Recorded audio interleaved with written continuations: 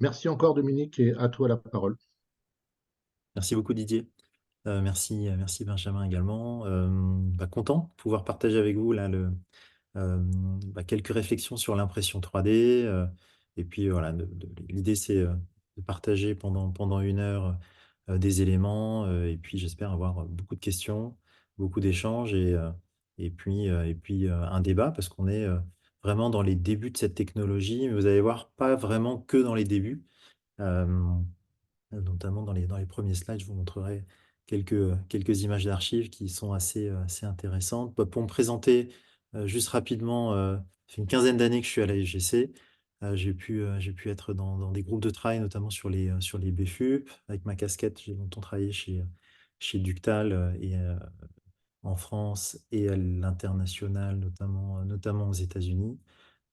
Et puis, je suis tombé dans l'impression 3D après quelques années chez FH où j'étais là plutôt en réparation d'ouvrages et travaux spéciaux au sein d'Aevia. Et j'ai été assez bluffé par ce que faisaient les équipes d'Xtree. Et voilà, on a eu un bon fit et je les ai rejoints il y a un peu moins d'1 an sur ce thème qui est en plein développement. Et je vais essayer voilà, de vous montrer un petit peu ce qui se passe. Euh, je n'ai pas la prétention de vouloir vous montrer tout ce qui se passe aujourd'hui dans l'impression 3D dans la construction. Mais en tout cas, des choses qui peuvent se passer en France et ça vous donnera en tout cas déjà une idée de ce qui peut émerger aujourd'hui.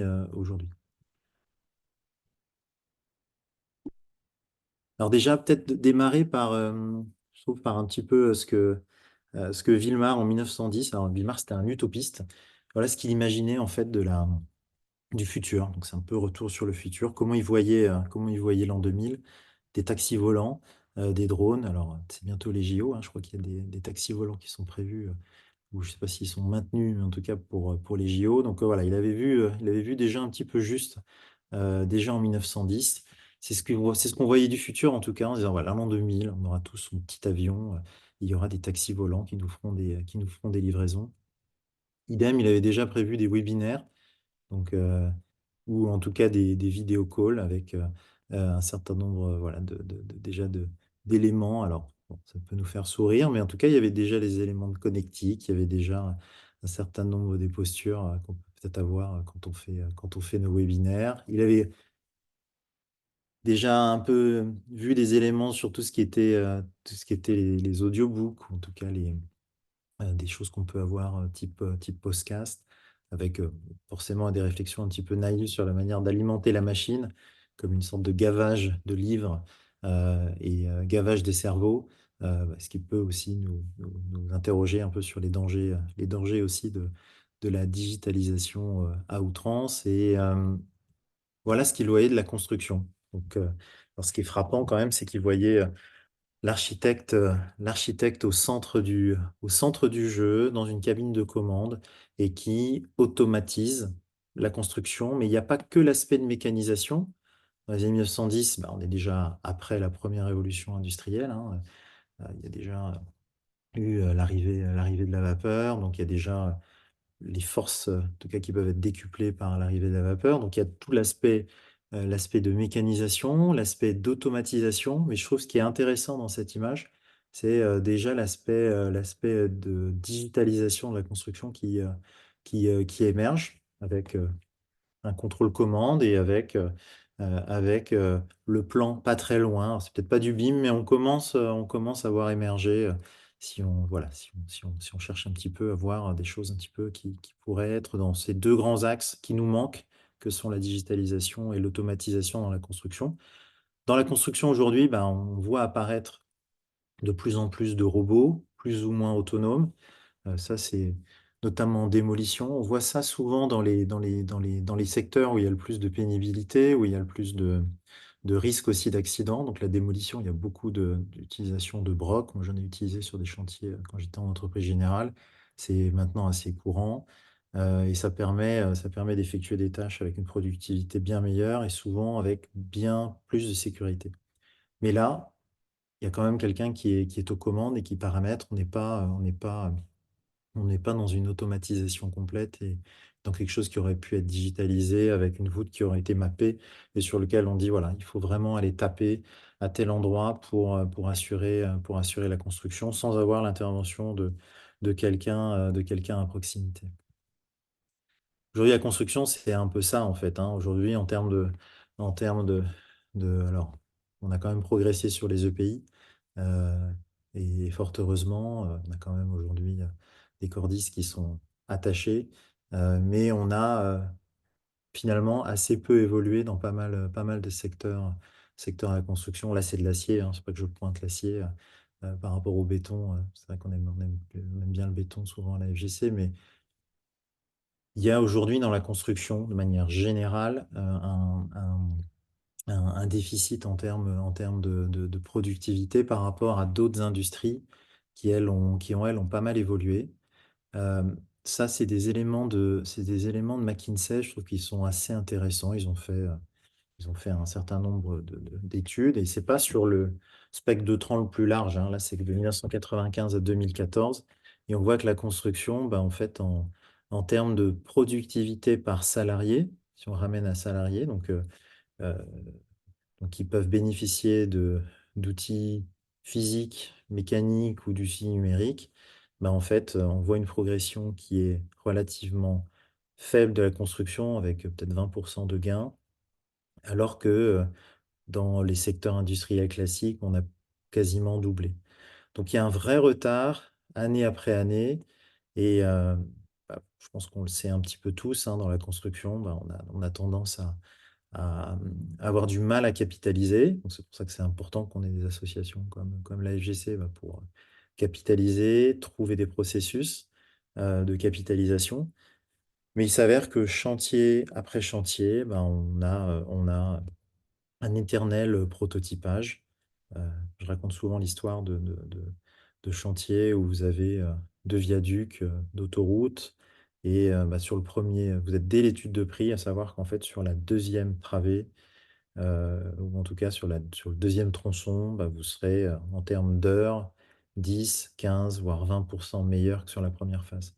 Donc ça veut dire que dès la phase d'étude de prix, on sait qu'on va être meilleur sur la deuxième phase parce qu'on va capitaliser de la première. Mais en fait, on n'a pas capitalisé suffisamment des chantiers précédents.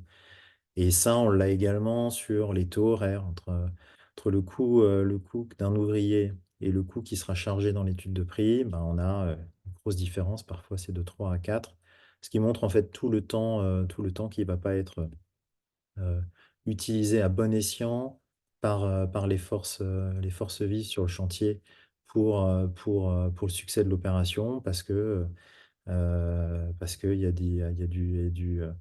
il y a de la répétition, il y a des choses qui ont été, enfin de la répétition d'erreurs, il y a des problèmes qui font qu'en gros, en termes de productivité, ben, on n'arrive pas à décoller. Ça se voit malheureusement dès les études de prix. On le voit très vite. Donc ça, est-ce que c'est une fatalité? C'est vrai qu'on a, le secteur, on fait de très belles choses, hein, en termes de qualité. Je pense qu'on peut être fiers et on est très fiers tous quand il y a des magnifiques ouvrages, des magnifiques ponts. Mais c'est vrai que par rapport à d'autres secteurs, ben, on n'a pas eu force est de constater qu'on n'a pas eu ce gain de productivité qu'ont les autres industries. Alors les robots, est-ce qu'ils vont arriver? Est-ce qu'ils vont changer tout ça? Est-ce qu'on va se retrouver, je ne suis pas sûr que ce soit l'image des chantiers futurs. On voit qu'il manque quand même quelques casques, même si les robots n'en ont pas besoin. Euh, et ben en fait, l'automatisation, euh, en tout cas pour en venir à l'impression 3D, elle n'est pas forcément, et la digitalisation et les gains de productivité n'est pas forcément là où on le pense. Par exemple, si on regarde l'impression 3D, finalement, c'est quelque chose d'assez vieux. C'est cette petite vidéo. Si vous entendez, hop, pardon, cette petite vidéo avec quelques commentaires derrière de Jared Gross. D'ailleurs, je vous conseille de regarder ces vidéos. Donc, il est américain, assez chauvin. Donc là, il est très fier de montrer que l'impression 3D a été créée aux États-Unis. Et en or the fait, first two-story donc là, on building, a un peu or the peur first building in quand on Europe. voit But anyone claiming the comment le béton est concept of introduit, le 3D fait qu'il n'y ait pas de printing gants, concrete is pas de completely casque. original is Euh, about 70 mais years on est late. déjà We're sur going to les take a look premiers at how this principes machine works and fitting into the d'automatisation patent, ou en tout cas de along with some of the mécanisation du other process relevant d'impression. patents to similar On voit que technologies. voilà, la We'll plupart also des techniques discuss sont déjà what là. Et this ce qui est means intéressant dans tout for ça, today's industry of c'est que les 3D printing brevets construction. As many of you may fondamentaux know, d'impression 3D, once a en fait, patent expires, il y en a you assez can no peu longer maintenant get a parce qu'en patent fait, for the same exact la concept. plupart des It's choses avaient incredible été how many things déjà Herschel créées à l'époque. Je ne considered. vais pas vous passer Many of toute the la things vidéo, he included in his mais elle est assez original patent intéressante si vous avez un are petit peu still being de worked on temps. today, Elle est like assez ludique. inserting fibers for Voilà. reinforcement Et je pense qu'ils and sont en plus having a wire inserted during the printing process. As peut you même être can assez see, drôle à this certains moments. machine is loaded right at, but it material pushed through with a pump. The pump is one of, so avoiding this Alors, actually yields a lot of benefit. je vais essayer d'être à la fin de cette impression. Tac.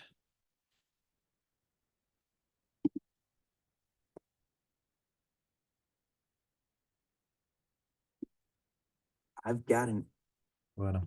Et deuxième vidéo que je souhaitais vous montrer, c'est après cette étape là de 1930, il y avait déjà eu tous ces essais de mécanisation avec déjà des travaux un petit peu sur les bétons et comment les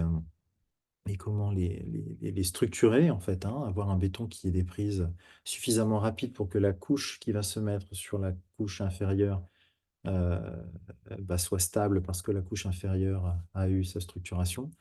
On a dans les années 90, et notamment en 96, quelqu'un d'assez important dans tout ce qui est impression 3D, qui s'appelle Berok Kosnevitz, qui a relancé l'impression 3D au travers de sa compagnie, la Contour Crafting. Il était basé, et il est toujours basé d'ailleurs, hein, il est toujours dans les départements de l'université de Southern California, hein, à Los Angeles. Et il a remis au goût du jour cette technique, mais cette fois-ci en introduisant les effets non pas que de la mécanisation et de l'automatisation, mais vraiment de la digitalisation. Donc là, quand on regarde cette petite vidéo de 96, on a déjà un petit peu les principes de l'impression 3D, notamment pour la réalisation de maisons. Alors, c'est assez sensationnel, très à l'américaine. Et avec l'idée de bâtir en 24 heures une maison. Here's another story of how technology is about to change something we take for granted, building a house. Construction is a labor-intensive and time-consuming process. Avec tous les défauts que peut avoir la construction, notamment en termes de temps, en termes de gaspillage, avec des choses assez édifiantes, vous allez le voir sur les chantiers américains. It's a messy, costly, time-consuming affair, and it's completely necessary. I guess a lot of this has to be done, but it is so noisy. It can take as long as 6 months to build an average-sized home. What if there a way to build a home without all the noise and mess? A way to create a house at half the price. Et là, vous avez l'arrivée de ce professeur et qui va... This is a small scale contour crafting machine that can make parts made with ceramic. Alors, vous voyez déjà le petit modèle avec l'idée de faire, donc c'est du cartésien, hein, c'est dans 3 directions, et de venir imprimer des matériaux à base cimentaire. Ce qui est intéressant, si on va un petit peu plus loin dans cette vidéo, c'est la capacité à commencer à faire des matériaux ici, des matériaux œillés, et d'utiliser l'informatique, et d'utiliser, notamment parce qu'ils avaient des projets avec la NASA, d'utiliser des premiers modèles en 3D. Rappelez-vous, 96, c'était quand même, on était vraiment sur les premiers développements d'outils 3D. Donc il a vraiment intégré cet aspect digital à ce qui était vraiment mécanique par le passé. Et tout de suite, l'intégration des fonctions, là, comme vous pouvez le voir, ce qui est essentiel dans des approches intégrées, d'ingénierie concurrente. Là,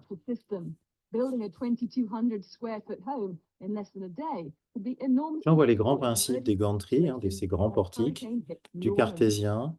Donc les grands principes, d'impression. Et tout ça, finalement, donc prototypé.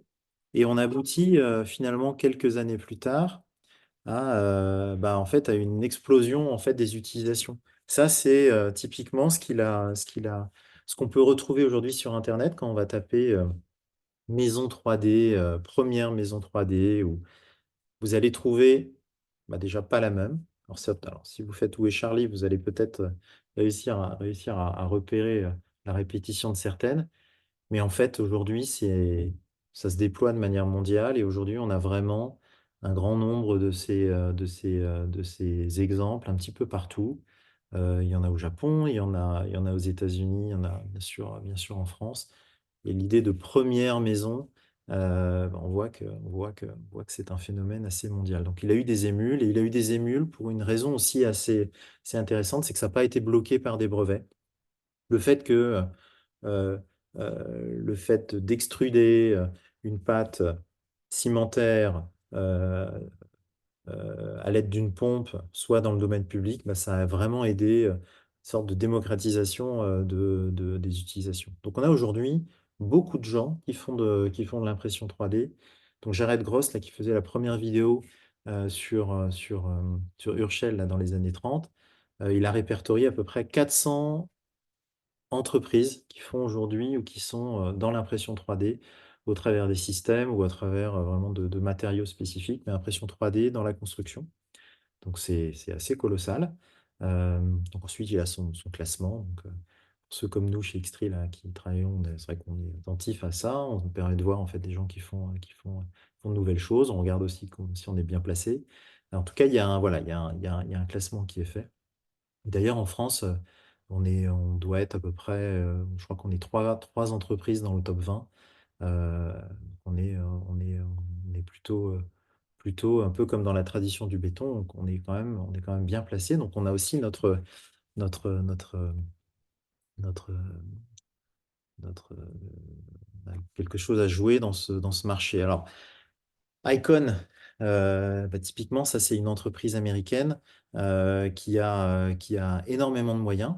Et en fait, ils ont choisi de partir sur cette technologie relativement simple du cartésien, hein, avec ses portiques. Ils ont développé leur propre béton qui s'appelle le Lavacrete.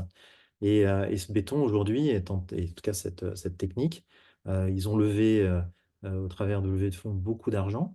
Ils sont aujourd'hui, je crois qu'ils ont levé peut-être un demi-milliard de dollars, donc beaucoup d'argent pour pouvoir vraiment déployer des maisons.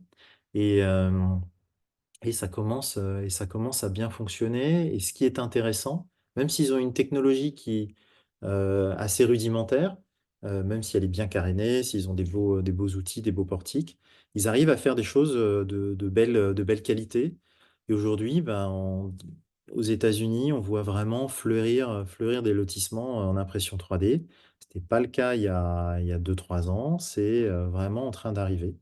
Donc, ils ont eu la bonne idée de s'associer à des agences, à l'agence Big notamment, pour le design. Donc là, vous avez quand même quelque chose qui est assez léché au niveau des toitures. Donc voilà, ils ont trouvé les bonnes combinaisons de matériaux, mais d'une certaine manière, c'est de l'impression 3D assez rudimentaire de murs qu'on aurait pu éventuellement faire en parpaing. Mais ce qui est vraiment intéressant, ou plutôt en bois, hein, parce qu'aux États-Unis, c'est plutôt de la construction bois. Et ce qui est intéressant, c'est que et si vous lisez, l'article, il y a un article qui est paru il y a un peu plus tard, qu'il y a 3 semaines dans les Échos. C'est celui qui est à droite, là, aux États-Unis, les premiers lotissements imprimés en 3D. Euh, Ça se déploie. Et peut-être qu'une des informations les plus intéressantes qu'il y a dans l'article, c'est de dire que, en fait, c'est pas moins cher, mais c'est quasiment au même prix. Et ça, je pense, assez fondamental, c'est qu'on est aujourd'hui sur quand même des prototypes avec des coûts de construction qui arrivent maintenant, alors qu'on est encore au prototype, en fait, hein, on est encore tout début, qui arrivent à être à des niveaux de prix en termes de coûts assez équivalents. Donc ça, c'est euh, encourageant pour ceux qui font de l'impression 3D et peut-être un peu moins pour ceux qui font les constructions traditionnelles. Puis en parallèle de ça, on voit que le nombre de brevets explose. Et ce qui est intéressant, c'est que maintenant, il y a beaucoup de brevets connexes à la technologie de base qui permettent en fait d'améliorer les techniques. Et c'est ça qui est en train d'arriver, c'est l'amélioration des performances. On va sortir petit à petit de l'image d'Épinal que c'est long, c'est pas de bonne qualité, que c'est cheap et que c'est pas forcément durable. Aujourd'hui, il y a tout un effort aujourd'hui de toutes ces personnes qui travaillent sur ces technologies pour développer de nouvelles technologies qui fiabilisent en durabilité, en résistance, en vitesse, en qualité, qui font qu'on arrive quasiment et voire à dépasser les niveaux de réalisation qui peuvent être faits par les techniques traditionnelles. Donc c'est vraiment un changement de paradigme qui est en train d'arriver. Euh, Cette maison, vous pouvez dire, bah, elle ressemble pas mal aux maisons d'Icon. Alors, déjà, c'était l'année d'avant, même si Icon en avait fait bien d'autres. Mais ce qui est fondamental ici, euh, c'est qu'elles sont réalisées en hors-site. C'est-à-dire que les éléments qui ressemblent un petit peu à ce qui avait été fait sur site, là, ont été réalisés en usine. Donc, c'est la première chose. Ils ont été réalisés avec des machines beaucoup moins grosses. Il faut savoir qu'une machine d'Icon, ça peut coûter à peu près 1 million d'euros, hein, des grosses machines, des gros portiques, c'est normal. Alors, il y a des effets d'échelle. Mais là, aujourd'hui, avec des machines de type bras robotique, 200 000, 250 000 euros, vous avez toute une suite robotique qui vous permet de réaliser des pièces de grande taille, transportables sur camion, en tout cas qui sont à l'échelle des gabarits routiers. Et puis, dernier élément, bah, ça a été fait à partir de technologies bicomposants. Et le bicomposant, c'est important parce que ça permet d'être beaucoup plus robuste qu'une technologie monocomposant. Tout ce que vous avez vu avant, monocomposant ou 1K, ou bicomposant ou 2K, tout ce qui est monocomposant, c'est le béton. Il va faire sa prise quand il le voudra, c'est-à-dire quand il aura été programmé pour faire sa prise.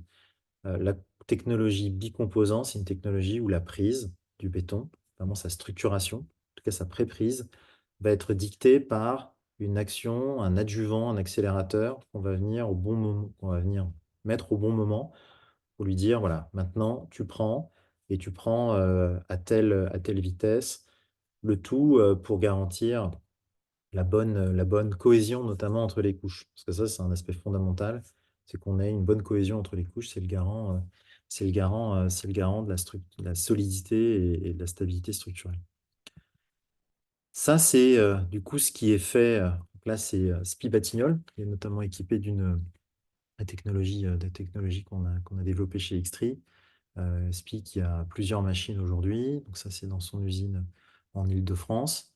Et là, vous pouvez voir en fait l'utilisation de ce qui est un bras robotique et non plus un portique.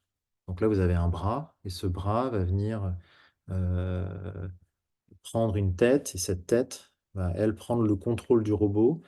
Euh, le robot, finalement, le bras robotique est asservi et cette tête, vous la voyez, elle vient travailler, enfin,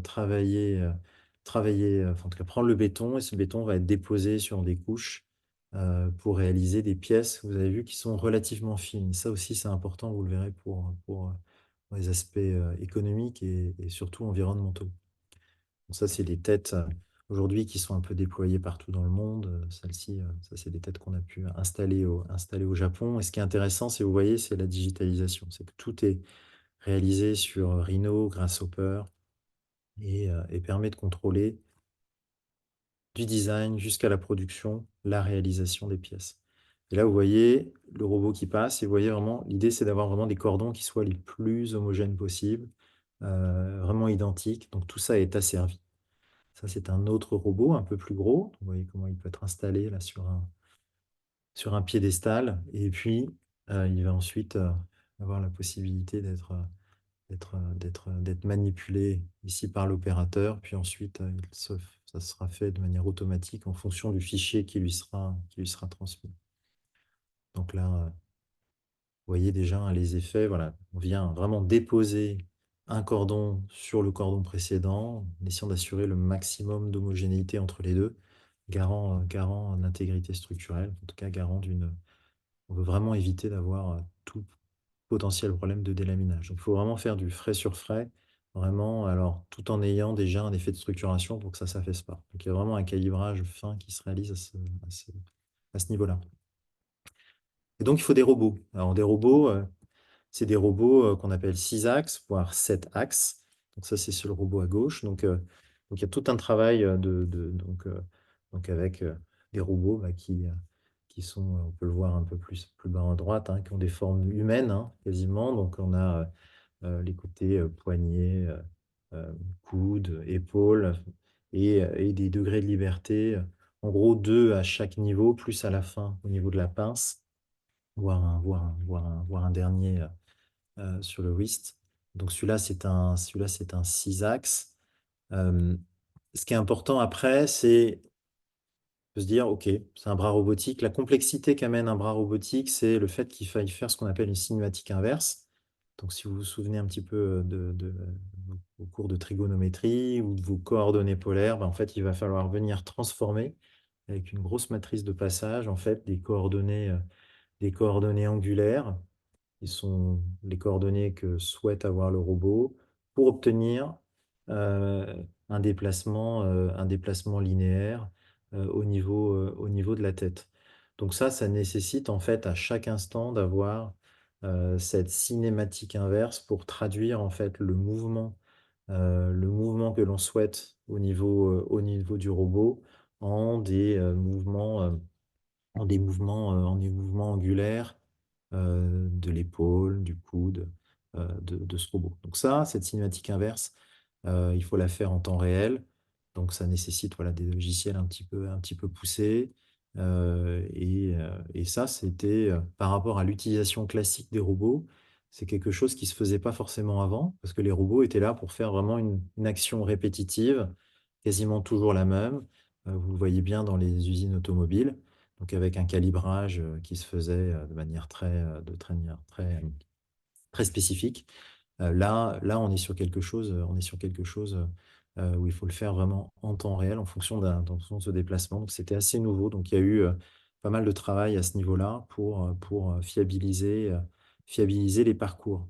Ça, c'est des parcours, vous voyez, là, typiquement, on est sur une géométrie un peu compliquée. Il faut aller circuler dans toutes les directions. Donc le robot, donc il y a le robot qui travaille, il y a le matériau qui travaille aussi, hein. On voit qu'il doit se structurer très vite là, parce qu'on est quasiment sur des angles forts là.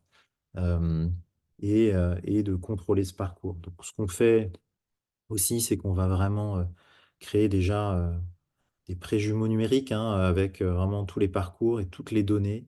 C'est-à-dire que c'est la géométrie réelle plus les données associées à cette géométrie réelle, comme le flux, euh, euh, le flux de béton et la vitesse du robot à tel point de la géométrie. Extrêmement important pour le contrôle qualité ensuite. Et ça, c'est en gros, vous l'avez déjà vu un petit peu dans la vidéo, mais c'est ça un petit peu le setup dans la configuration qu'on a, en tout cas nous, Xtree, euh, et qui peut ressembler. Il y a d'autres personnes qui le font aussi. Nous, notre petite spécificité, vous l'avez compris, c'est finalement ce petit cordon là, couleur dorée. C'est là où en fait on vient ajouter directement dans la tête les accélérateurs et les adjuvants complémentaires pour vraiment asservir le dosage d'adjuvants et de vraiment figer exactement comme on le souhaite, le béton en tête de nez. Donc ça, c'est tous les brevets qu'on a pu développer, qui sont très spécifiques à vraiment la tête, le malaxage dans la tête. Donc ça, c'est des choses sur lesquelles on a beaucoup travaillé parce qu'on pense que voilà, il y a un vrai besoin d'avoir de la précision, de la qualité. C'est pour ça qu'on passe beaucoup de temps, en tout cas chez Xtree, sur ces sujets-là.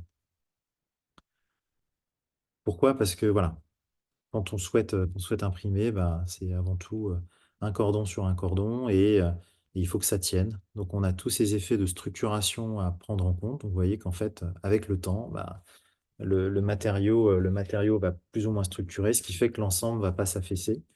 Donc il y a tout ça à vérifier et le fait d'aller peut-être un peu vite dans la dépose va faire que vous allez pas forcément avoir la stabilité ou avoir de l'affaissement. Donc en fait, un des grands principes, c'est qu'en fait, quand vous voulez aller haut, vous devez imprimer vite, mais le problème, c'est que vous allez vous retrouver à être sur le prochain cordon très vite.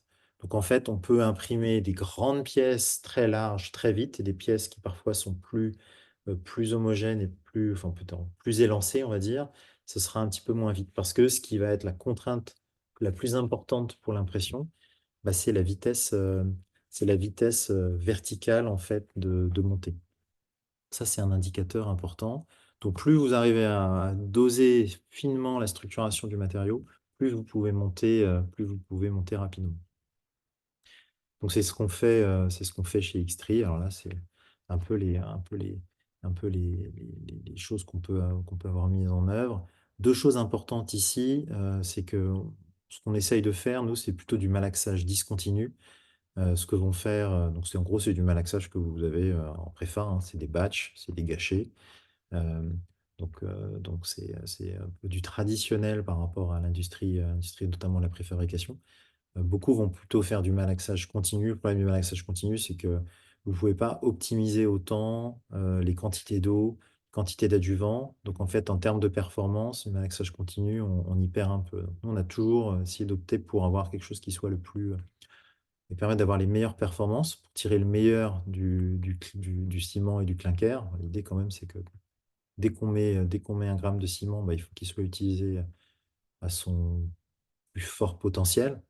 Donc c'est essentiel pour nous. Donc c'est pour ça qu'on est plutôt sur du malaxage discontinu, même si on peut utiliser du malaxage continu. Et puis après, bon là, le schéma peut paraître un peu sorcier, mais il n'est pas tant que ça. C'est vous avez, un gavage qui se fait du béton, donc c'est dans le X-Feed, hein. En gros, c'est une pompe ici, hein, qui va venir injecter le béton dans la tête. Donc avec, le gavage, hein, c'est une pompe.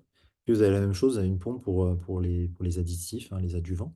Et puis quand c'est dans la tête, bah, en fait, on vient mélanger les 2 vraiment au dernier moment, ici pour que ce mélange soit le plus homogène et on a la possibilité vraiment d'asservir, en fait, ce dosage en adjuvant, vraiment au tout dernier moment pour venir imprimer. Voilà. Et puis ensuite, vous avez des boucles, bien sûr, de rétroaction en fonction de capteurs qui sont placés, et qui permettent de voir si on a mis correctement le bon adjuvant et corriger si besoin. Donc tout ça fait que, on parlait des brevets, bah, il y a là, je vous montre un petit peu ce qu'on fait chez Xtree et il y a plein d'autres choses qui sont faites dans plein d'autres. C'est pour ça que je vous invite à regarder aussi ce que font tous nos confrères, hein. Notamment, bah, il y a Construction 3D qui fait plein de belles choses, hein, en France aussi. Alors eux, ils sont plus axés sur tout ce qui est construction sur site, mais là, ils ont fait des beaux démonstrateurs, ils ont développé des questions de mobilité. Enfin, c'est vraiment pas mal ce qu'ils ont fait, notamment toutes les équipes là d'Antoine Motte. Euh, Nous, chez Xtree, voilà, on s'est vraiment basé vraiment sur la tête. On essaie vraiment d'avoir une tête qui soit la plus optimale pour s'adapter, pour être le plus robuste. Parce qu'on croit que demain, il faut vraiment avoir une robustesse pour avoir une vraie productivité, c'est de ne pas avoir d'incident qualité, donc avoir la possibilité de corriger en temps réel et de pouvoir s'adapter à une gamme la plus large possible de matériaux. Je vais vous montrer ça derrière. D'avoir une garantie de liaison entre les cordons, ce que je mets ici, le perfect bonding. En tout cas, c'est vraiment l'aspiration qu'on a, hein, vraiment de faire en sorte qu'il y ait 0 défaut d'adhérence entre les cordons et d'avoir la possibilité d'être très précis. Donc ça, d'ailleurs, c'est pour ça qu'on prend des robots, notamment des robots ABB, on prend vraiment les absolute accuracy pour que vraiment ce soit le plus précis, parce qu'on peut descendre de manière sur des épaisseurs relativement fines. On est vraiment sur des pattes, d'ailleurs souvent c'est des pattes BFUP, et on est sur des épaisseurs qu'on retrouve dans les BFUP. Donc la question du contrôle dimensionnel est extrêmement importante et avoir une précision de l'ordre du millimètre, bah, c'est assez essentiel. Ce qui nous permet aussi d'avoir bah, des hauteurs de cordon de 5 millimètres ou 10 millimètres. Donc on n'est pas dans les technologies 1K. Vous avez vu Icon, hein, ils arrivent à faire des maisons en 1K, mais voilà, il faut qu'ils aient un super matériau. Il faut que leur matériau soit le plus stable possible et qu'ils aient vraiment. Donc là, ils ont développé un matériau la Vacryte là, qui est hyper stable, qui est quand même assez riche en ciment. En tout cas, c'est ce qu'on pense. Euh, mais en tout cas, voilà, on va dire, il fait le job. Nous, ce qu'on essaye de faire, c'est voilà, c'est de s'adapter le plus à des matériaux, à des matériaux pouvant contenir des fibres, pouvant s'adapter à des, en tout cas, pouvant être coulés suivant des gâchets, des batchs dans des malaxeurs plus classiques. Voilà, c'est ça vraiment notre cœur de travail. Euh, et à la fin, tout ça pour voilà, imprimer plein de types de matériaux. Donc, on a les BFUP, bien sûr, ou les BUP ici, parce qu'il n'est pas fibré, celui-là. On a bien sûr des bétons bas carbone. On arrive aujourd'hui à faire des bétons, on imprime des bétons voilà, qui vont faire à peu près 60-70 MPa avec 200 kg de ciment. Donc, on est sur voilà, des bétons, en tout cas des mortiers qui sont plutôt bons. Il y a également des bétons. On voit ici des granulats, hein. Aujourd'hui, on peut mettre des granulats de 5 mm dans nos têtes d'impression. Donc, on a techniquement vraiment des bétons. Ce n'est pas que des mortiers, c'est des bétons. On imprime du plâtre. On peut imprimer de la terre. Alors, le plâtre, on n'est pas beaucoup, hein. Je pense qu'on est même les seuls au monde à imprimer aujourd'hui du plâtre. On peut imprimer de la terre, de l'argile.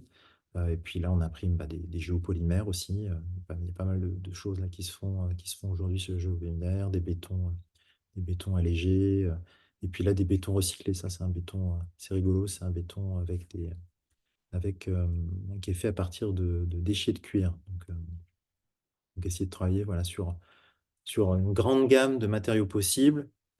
Et quand on travaille sur une grande gamme, c'est aussi qu'on est capable de travailler aussi sur des grandes gammes de béton. Donc c'est un peu un cheval de bataille pour nous parce que voilà, il faut être vigilant sur les ressources et on n'aura pas forcément accès à toutes les ressources d'un matériau donné. Donc il faut avoir la possibilité de s'adapter à plusieurs types de ressources dans dans le monde de demain.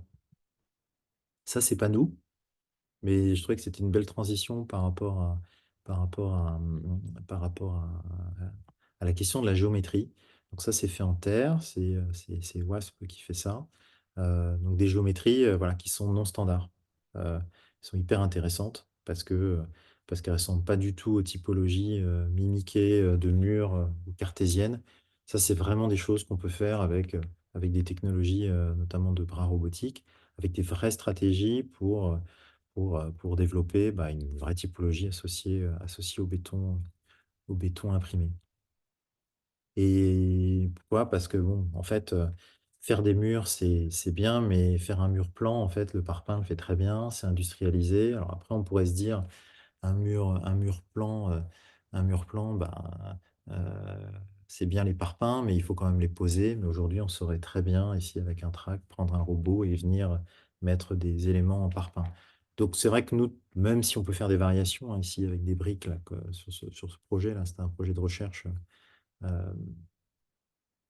L'idée, c'est quand même d'aller, avec l'impression 3D, aller chercher des géométries qui sont optimales et de ne pas être bridé par la forme. On n'a plus le bridage d'une branche, on n'a plus à être bridé par le fait qu'on ait à faire des moules identiques. Par exemple, chez les BFUP, euh, quand on regarde des projets comme le MUSEM, comme Jean Bouin, comme la Fondation Le Vuitton, il y a eu des petites astuces pour faire en sorte, ou la passerelle du MUSEM, il y a des petites astuces, mais fondamentalement, économiquement, ce qui est le plus prégnant, en fait, contrairement à ce que beaucoup de gens pensent, c'est pas le BFUP en lui-même, c'est le moule associé.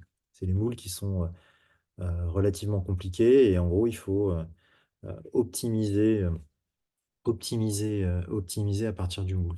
L'impression 3D, vraiment, ce qui est peut-être le plus fondamental vraiment à retenir, c'est qu'on n'est pas du tout bridé par les géométries. On peut aller beaucoup plus loin dans dans les formes complexes. On ne peut pas tout faire, mais on peut faire des choses relativement complexes. Et on va voir que ça n'a pas qu'un intérêt formel ou esthétique, ça a un intérêt aussi en termes de construction durable. Donc, le flow, il est assez clair, hein. On part d'un modèle 3D, des mèches, et ensuite on transforme ça en un parcours. Et ce parcours, euh, le nom associé, notamment en anglais, c'est le slicing, vraiment transformer ça en un parcours de couches. Donc là, on développe. Certains comme nous vont en faire des maisons. Il y a aussi des slicers un petit peu dans le commerce, mais permettant voilà, de transformer une géométrie 3D en un parcours et ensuite, il reste à l'exécuter à travers le robot. Donc l'aspect numérisation, digitalisation, c'est essentiel. En fait, une grosse partie aujourd'hui du travail de R&D dans les boîtes d'impression 3D, bah, il est lié en fait à la génération de ces softwares, en fait, au travail sur la robustesse de ces softwares. Euh, Plus que finalement, même si on travaille beaucoup sur les matériaux ou sur la mécanique de la tête, on travaille aussi beaucoup sur sur la partie software pour élargir le champ des possibles en termes de géométrie et en termes de rapidité, parce que je vais vous montrer un petit peu ce que ça peut donner. Alors, ces softwares, on a des softwares bah, qui sont pour voir un petit peu la pièce, le slicer, hein, on vient d'en parler, on le voit sur la gauche. Il y a aussi la possibilité de faire des textures pour faire des variations autour de ces cordons, hein, parce que c'est assez connoté, hein, le cordon, bah, il a son esthétique, même si on peut les faire très fins, bah, c'est une esthétique assez particulière. On aime ou on n'aime pas, donc le fait d'avoir des textures, c'est souvent quelque chose qui est demandé. Et là, on peut jouer vraiment sur les cordons qui se superposent les uns aux autres, qui peuvent légèrement un tout petit peu baver, mais qui vont créer justement par, la constance de ce petit côté de baver là, créer un motif. Et puis, plutôt sur la droite, bah, ce qui est super, super important, c'est la stabilité lorsqu'on monte la pièce. Je vous parlais tout à l'heure là de ces cordons d'impression, bah, qui doivent être, finalement, déposés les uns sur les autres, pas trop vite. Bah, en fait, tout ça, ça se calcule. Donc on fait, des calculs, en fait, de flambement, à chaque étape, en fait, de dépose, permettant de vérifier en fait les coefficients de flambement et savoir si à telle ou telle vitesse on a la stabilité. Donc ça, c'est des petits softwares qui sont développés, qui sont améliorés, avec les imperfections qui sont recalibrées. Et ce qui est intéressant dans l'impression 3D, c'est que bah, on capitalise à chaque impression en fait.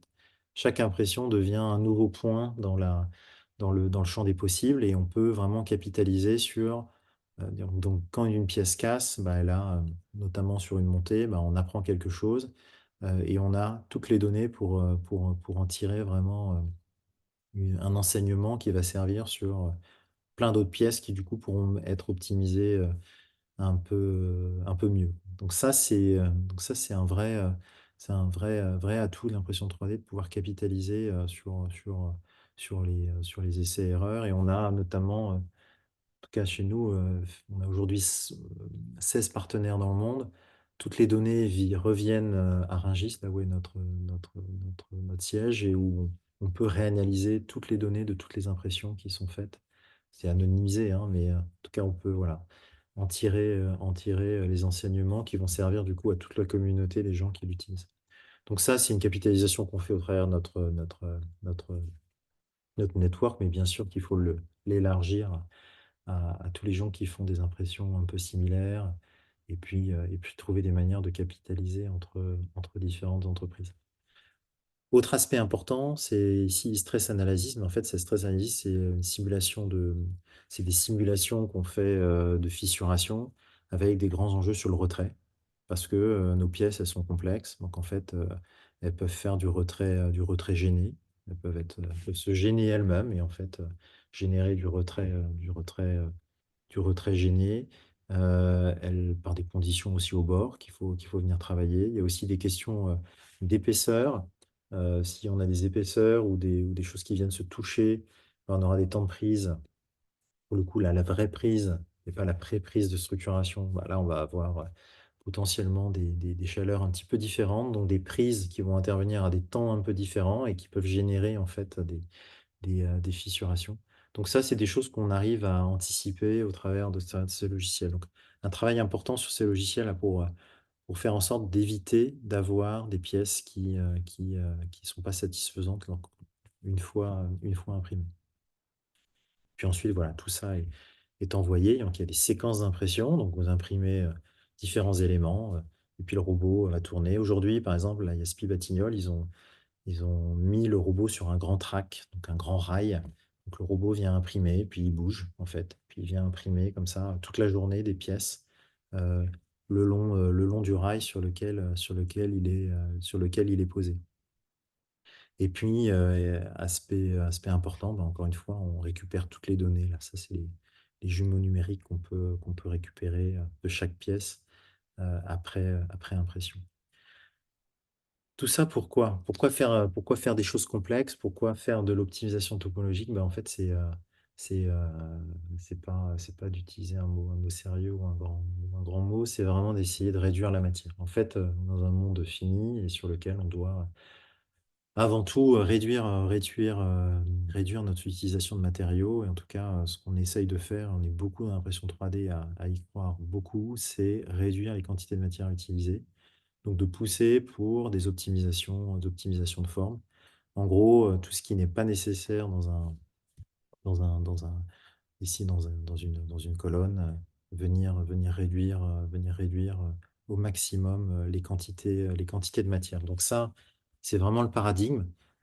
Et ça permet, alors là, je présente un projet qui ne va pas se réaliser, même s'il a un petit frère dans le sud de la France là, qui va bientôt se réaliser. Mais en tout cas, ce projet, je trouve qu'il montre bien la capacité d'optimisation de forme. Donc, on est sur des typologies complètement différentes, même par rapport à des projets en BFUP. On a des formes en pi qui ressemblent, mais là, on a vraiment toutes les sections, tous les voussoirs qui sont différents. C'est précontraint également. Tous les voussoirs ont une forme différente, donc on peut vraiment, le long de la portée, réduire les quantités. Et on le voit d'ailleurs hein, en partie basse, en gris foncé. Ici, on a les quantités de béton, en tout cas l'impact du béton. Et on voit que sur la solution d'impression 3D, on est encore meilleur qu'un VFUP, euh, notamment pour ses capacités d'en mettre encore moins parce qu'on n'est pas bridé, on n'est pas bridé par le moule. Et puis je trouve que ce qui est assez édifiant ici, c'est qu'en fait, on arrive quasiment à des quantités marginales par rapport à d'autres portions du pont qui n'ont pas pu être optimisées, comme les fondations ou comme les appuis. Donc, c'est assez édifiant qu'en fait, voilà, il faut vraiment toujours penser à une approche globale parce que on peut se retrouver finalement à avoir un gain, certes, mais qui peut être finalement beaucoup moins fort en proportion quand on regarde la solution globale comme ici. Euh, donc là, ce projet, bah, il est allé assez loin hein, avec notamment bah, les équipes de CETEC, les équipes de Quadric qui ont bossé sur le sujet avec nous, bien sûr avec Fraissinet, euh, qui a eu un gros travail pour réaliser des premières pièces. Et on voit qu'en fait, voilà, ça fonctionne. Là, c'est en vitesse accélérée, bien sûr. Et on voit, là, voilà, on voit la réalisation. C'est relativement simple pour le robot, une fois que c'est bien paramétré. Et on parle de pièces de vraiment de grande dimension. Et donc, bah, quand on parle d'optimisation topologique, est-ce que c'est important? Est-ce que c'est à l'échelle? Et là, ça, c'est un petit travail qu'on a fait récemment pour essayer de. Donc, on a pris l'équation de Kaya, hein, que certains connaissent, d'ailleurs, Jean Covici l'utilise assez souvent.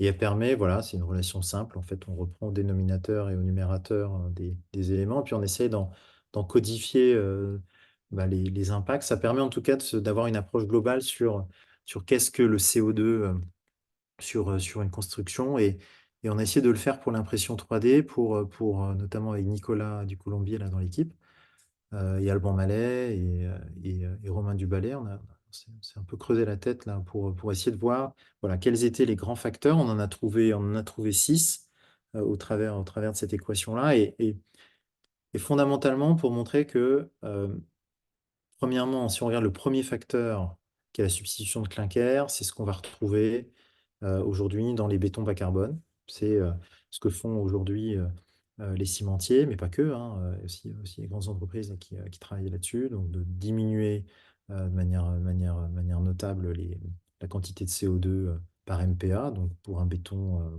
classique. Mais il n'y a pas que ça. Dans la chaîne, il faut être capable de travailler sur d'autres aspects.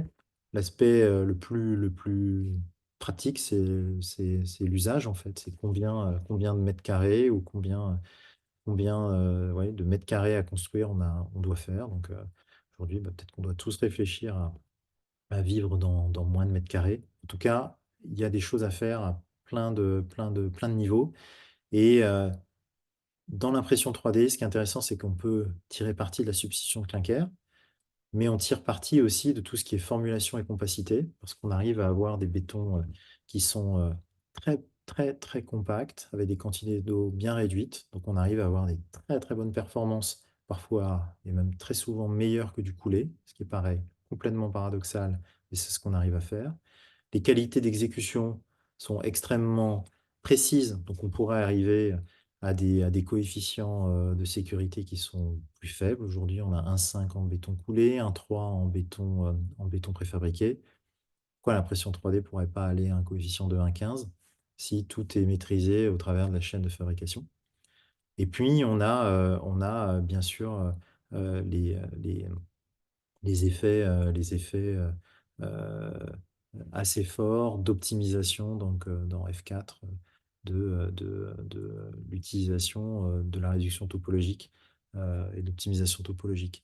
Et il y a un aspect fondamental, et ça je pense que c'est peut être un petit peu polémique, mais on est là aussi pour débattre, c'est le fait que les substitutions aujourd'hui des bétons bas carbone sont pas infinies. Et qu'aujourd'hui, on a des substitutions, notamment des substitutions, par exemple des laitiers, c'est pas quelque chose d'infini et il est absolument nécessaire de les utiliser à bon escient. Donc, plus on arrivera à utiliser euh, moins de matière par unité fonctionnelle, plus on aura la possibilité d'utiliser pour plus d'éléments le laitier, par exemple, qui est disponible. Donc ça, c'est extrêmement important parce qu'aujourd'hui, en ayant essayé de faire un petit peu des calculs d'impact, ben, dans un monde fini, même si on a des très bonnes réductions sur certains matériaux à plus de 50%, ben, en fait, il y en aura pas assez pour tout le monde en fait, de ces substitutions. Certes, il y a des nouvelles substitutions qui arrivent, mais elles ne sont pas toutes encore industrialisées. Mais en tout cas, les substitutions qui existent aujourd'hui, on est relativement limité. Donc c'est là que c'est hyper important d'aller sur des solutions de la préfabrication. Le discours sur le hors-site, en tout cas, dans l'impression 3D, de plus en plus de gens s'y mettent parce qu'on le voit, c'est notamment le deuxième cas ici, vous voyez le moins 40%. Le fait d'avoir des coefficients de sécurité, une meilleure fiabilité, bah, permet d'utiliser moins de matière. Donc ça a un impact énorme sur l'impact carbone, parce qu'on utilise moins de matière dans, dans des solutions hors site. Et puis, fondamentalement, le fait d'imprimer permet de réduire encore plus les quantités, notamment quand on imprime en béton bas carbone, mais surtout, ce qui est important, et c'est le graphe qu'on peut voir sur la droite, c'est qu'en fait, bah, il y aura plus de substitutions disponibles par unité fonctionnelle parce que on ne les aura pas épuisées en utilisant beaucoup de ces substitutions sur quelques catégories de projets. Donc ça, il faut bien assimiler cet effet de rareté d'un grand nombre de substitutions. Et puis, bah, ça, c'est qu'un potentiel, hein. On n'est pas en train de dire aujourd'hui que l'impression 3D fait ça sur tous les projets. C'est juste de donner le potentiel.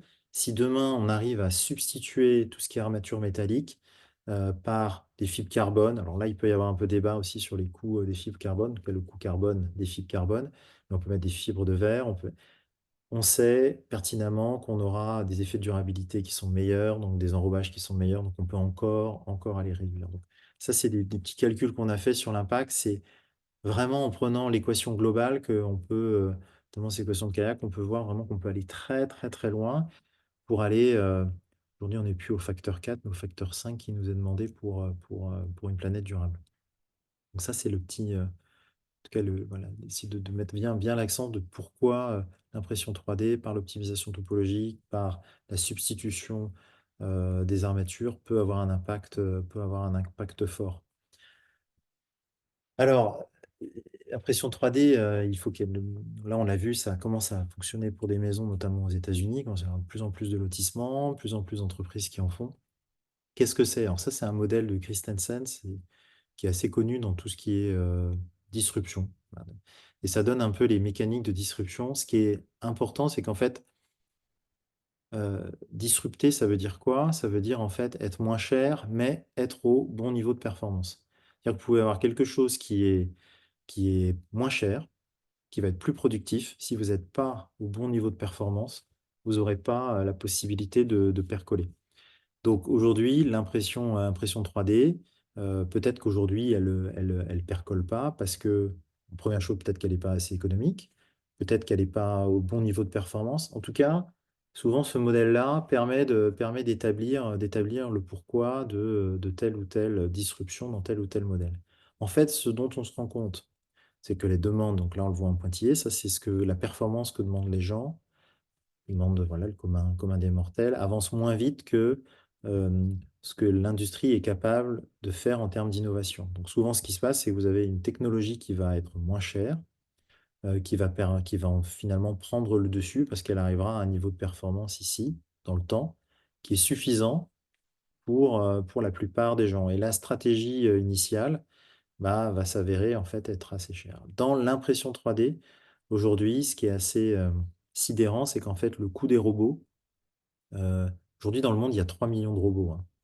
Euh, et là, aujourd'hui, les robots, c'est des commodités. Un robot, un bras robotique, c'est pas si cher, notamment quand on compare par rapport au coût humain. Et le coût humain, il est le coût de la pénibilité, le coût vraiment d'opérations qui ne devraient pas être faites par des gens, en fait, hein. On parle de faire vraiment des opérations mécaniques par des gens, c'est un coût.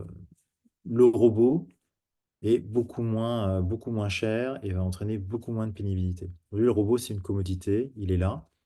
Ce qui freine aujourd'hui, ce qui peut freiner, c'est les questions de performance. Et les questions de performance, elles sont liées souvent à des questions de perception. En gros, c'est la perception de la performance. Et aujourd'hui, il y a pas mal en tout cas moi c'est mon avis, il y a beaucoup de personnes qui se disent l'impression 3D, ça va pas assez vite, c'est pas rapide. L'impression 3D, c'est pas de bonne qualité, c'est pas beau, ou l'impression 3D, ça va pas être durable ou pas résistant.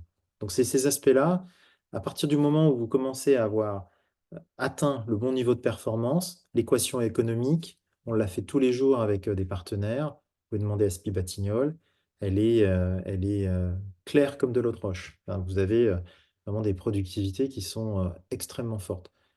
Mais si vous n'atteignez pas le bon niveau de performance en termes de résistance, en termes de durabilité et en termes d'esthétique, il y a peu de chances que vous ayez finalement des gens qui se... Donc, si on veut expliquer l'essor, parce que c'était quand même le titre de la présentation, il est lié à ça. En fait, il est lié à ces moments où en fait, on va venir vraiment atteindre les bons niveaux de performance. Ça, c'est la vitesse. Alors ça, c'est la vitesse réelle, hein. C'est pas accéléré. C'est aujourd'hui les vitesses auxquelles on peut aller. Donc la pièce, là, elle fait 2 mètres, je crois qu'elle fait un peu plus de 2 mètres par 1,50 m de haut. Donc c'est une pièce quand même. Donc là, c'est notre gros robot, hein. Euh, la pièce, ici, vous voyez la tête d'impression, elle va relativement vite. Maintenant, on a la possibilité d'avoir ce qu'on appelle des flux dynamiques. Donc en fait, on vient modifier le flux. Donc en fait, le robot peut aller très vite dans les lignes droites. Là, on le voit. Il va normalement à 0,3 mètres secondes. Donc aller plutôt vite. Euh, donc on peut imprimer aujourd'hui les murs pour une maison. Là, on a un prototype pour une maison au Japon. On a regardé combien de temps ça prenait. Ça prend 16 heures. 16 heures, c'est 2 shifts. C'est pas énorme en fait. Vous pouvez imprimer tous les murs d'une maison en 16 heures. Bon. Euh, la vitesse, c'est plus aujourd'hui un frein. Ça l'était, mais les vitesses, rien qu'en un an, là, elles ont doublé. Ça va extrêmement vite. Et puis, il y a la question ensuite derrière de qu'est-ce que ça va venir remplacer. Là, on a typiquement en termes de performance, il y a aussi la question purement économique, hein, performance économique. On parlait dans l'équation, il y a la partie économique. Ici, vous voyez, l'impression 3D, elle peut se substituer à des portions de moules. Donc là, vous coulez classiquement avec un moule très très standard, mais vous avez la pièce compliquée qui a été imprimée et qui peut. Donc là, pareil, on est sur un paradigme où on commence à se rendre compte qu'en mettant certaines portions, on élimine un tiers du prix, voire plus, la moitié du prix qui était lié au coffrage, et ça peut être beaucoup plus sur certaines pièces spécifiques. Et donc, on voit de plus en plus de coffrages perdus, notamment des boîtes de réservation ou des poteaux, vraiment le poteau aujourd'hui, parce que c'est beaucoup plus économique. Les boîtes de réservation, en tout cas, pour tous les prémurs et, et par exemple, Spibatillol en fait beaucoup. Alors, je ne vais pas trahir leur secret industriel, pourquoi ils en achètent beaucoup, mais beaucoup de robots aujourd'hui, mais c'est parce qu'ils font voilà, ce type de pièces qui prennent beaucoup de temps à être réalisées par un compagnon sur chantier, enfin, plusieurs dizaines de minutes, alors qu'en fait, en l'ayant imprimé et en l'ayant intégré dans la maquette BIM, elles sont disponibles et elles ont juste à être placées directement entre les armatures. Donc c'est ce type d'application-là qui aujourd'hui commence à percoler. On a les poteaux en bas, là c'est les poteaux de la piscine olympique d'Aubervilliers, là, une piscine d'entraînement pour les Jeux olympiques. On commence à voir apparaître des nœuds pour des pièces bien spécifiques. Donc ça commence à venir percoler en coffrage perdu de plus en plus avec une assimilation avec les bétons. Mais encore une fois, là, on n'est pas encore sur le caractère structurel. Là, on a des éléments qui viennent s'adapter. Donc là, il y a toujours cette fonction qui permet de venir s'adapter euh, au moyen d'un 3D scan là, sur une portion. Et là, on commence à aller sur des choses plus, on va dire, de génie civil. Donc là, c'est un mat de télécommunication précontraint. L'astuce étant de venir noyer les gaines de précontrainte dans, dans un BFUB qui est lui-même enrobé par une coque imprimée. Là, je vous présentais le petit film qui mettra à l'honneur un petit peu les acteurs qui ont participé à tout ça, notamment Lamoureux Ricciotti, Fricinet, avec donc des éléments qui sont pas bridés par un quelconque moule, hein. Là, on peut vraiment faire une géométrie plus, donc vraiment un élément voilà, qui est relativement haut. Ensuite, assemblé sur site, donc on est sur préfabrication, connecté, puis ensuite, les éléments, une fois mis en place, peuvent être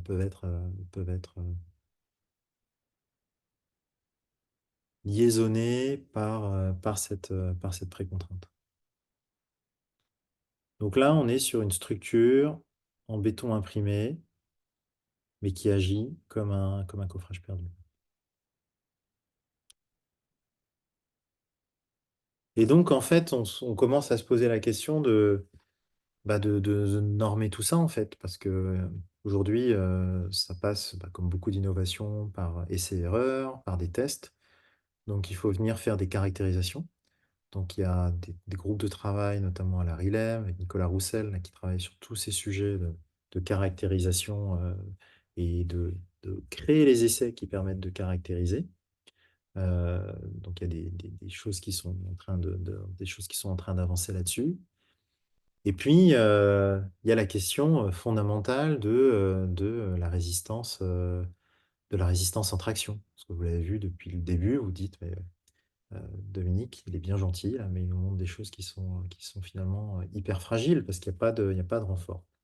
Donc c'est vrai qu'aujourd'hui, on peut se baser sur la résistance. Le béton a toujours une petite résidence résiduelle en traction, hein, elle existe. Mais c'est vrai que si on veut partir sur un vrai calcul structurel, euh, soit on vient précontraindre et faire en sorte que tout ça soit totalement comprimé, ce qui est une possibilité. C'est notamment ce qui avait été exploré sur la passerelle pour les JO.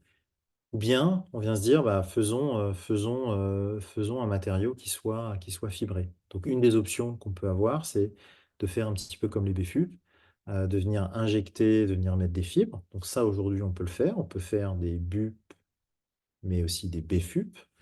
Donc en venant mettre vraiment des taux de fibres assez conséquents dans les cordons imprimés. Mais il y a en fait une technique qui est encore plus immédiate et encore plus efficace, qui est de venir en fait mettre la fibre directement à l'intérieur du cordon avec, c'est notamment une des thèses de Nicolas Ducolombier qui a fait ça au laboratoire Navier à l'école des ponts, c'est de venir directement par pultrusion renforcer un mortier, mais ça peut être aussi un béton par des fibres qui peuvent être des fibres de verre, des fibres de Kevlar, des fibres, des fibres carbone, pour avoir finalement un matériau renforcé de manière anisotrope, avec un renfort que l'on peut du coup doser exactement là où on veut. Donc, c'est-à-dire à partir de la carte des contraintes de votre élément en 3D, on peut venir juste renforcer à l'endroit qui est le plus opportun.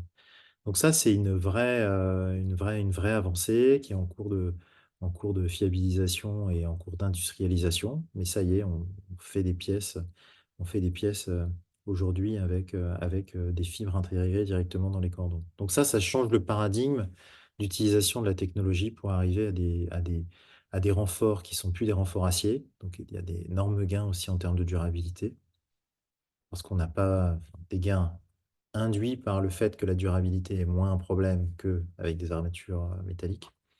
Donc on a des gains assez conséquents à ce niveau-là à réaliser. Donc beaucoup de choses à regarder, beaucoup de choses à travailler. Et j'en viens un petit peu à la fin de mon exposé. En tout cas de ma petite présentation, c'est aujourd'hui beaucoup d'applications et un certain nombre d'entités commencent à se saisir de la question, notamment la CI. Donc la CI a un groupe de travail, la CI 564 là, sur le sujet. La RILEM, bien sûr, un gros travail notamment mené par Nicolas Roussel sur la caractérisation des produits imprimés, mais aussi à l'état durci, mais aussi à l'état non durci. La STM vient de publier un premier référentiel aussi, donc ils ont tiré assez vite, parce qu'il y a beaucoup de projets qui se font. Le CSTB a commencé à délivrer des ATEX. Là, on voit un choc de la belle-mère, typiquement sur une paroi. Et là, on a le NIST. Et là, on est très content parce qu'on vient, en tout cas chez Xtree, le NIST, c'est l'équivalent du CSTB pour les États-Unis et qui vient d'acquérir notre technologie là, comme technologie de référence pour leur labo. Le NIST commence à mettre les bouchées doubles aussi sur l'impression. Donc, ce qui est intéressant, c'est que ça percole un petit peu partout. C'est un phénomène un peu mondial. Il y a de l'impression un peu dans tous les pays du monde, dans les pays aussi euh, émergents, parce qu'il y a des questions encore plus notables là-bas de construction neuve. En Europe, on est quand même plus sur des enjeux de la réhabilitation et l'enjeu bas carbone est très très présent dans les pays émergents, c'est d'avoir la construction abordable.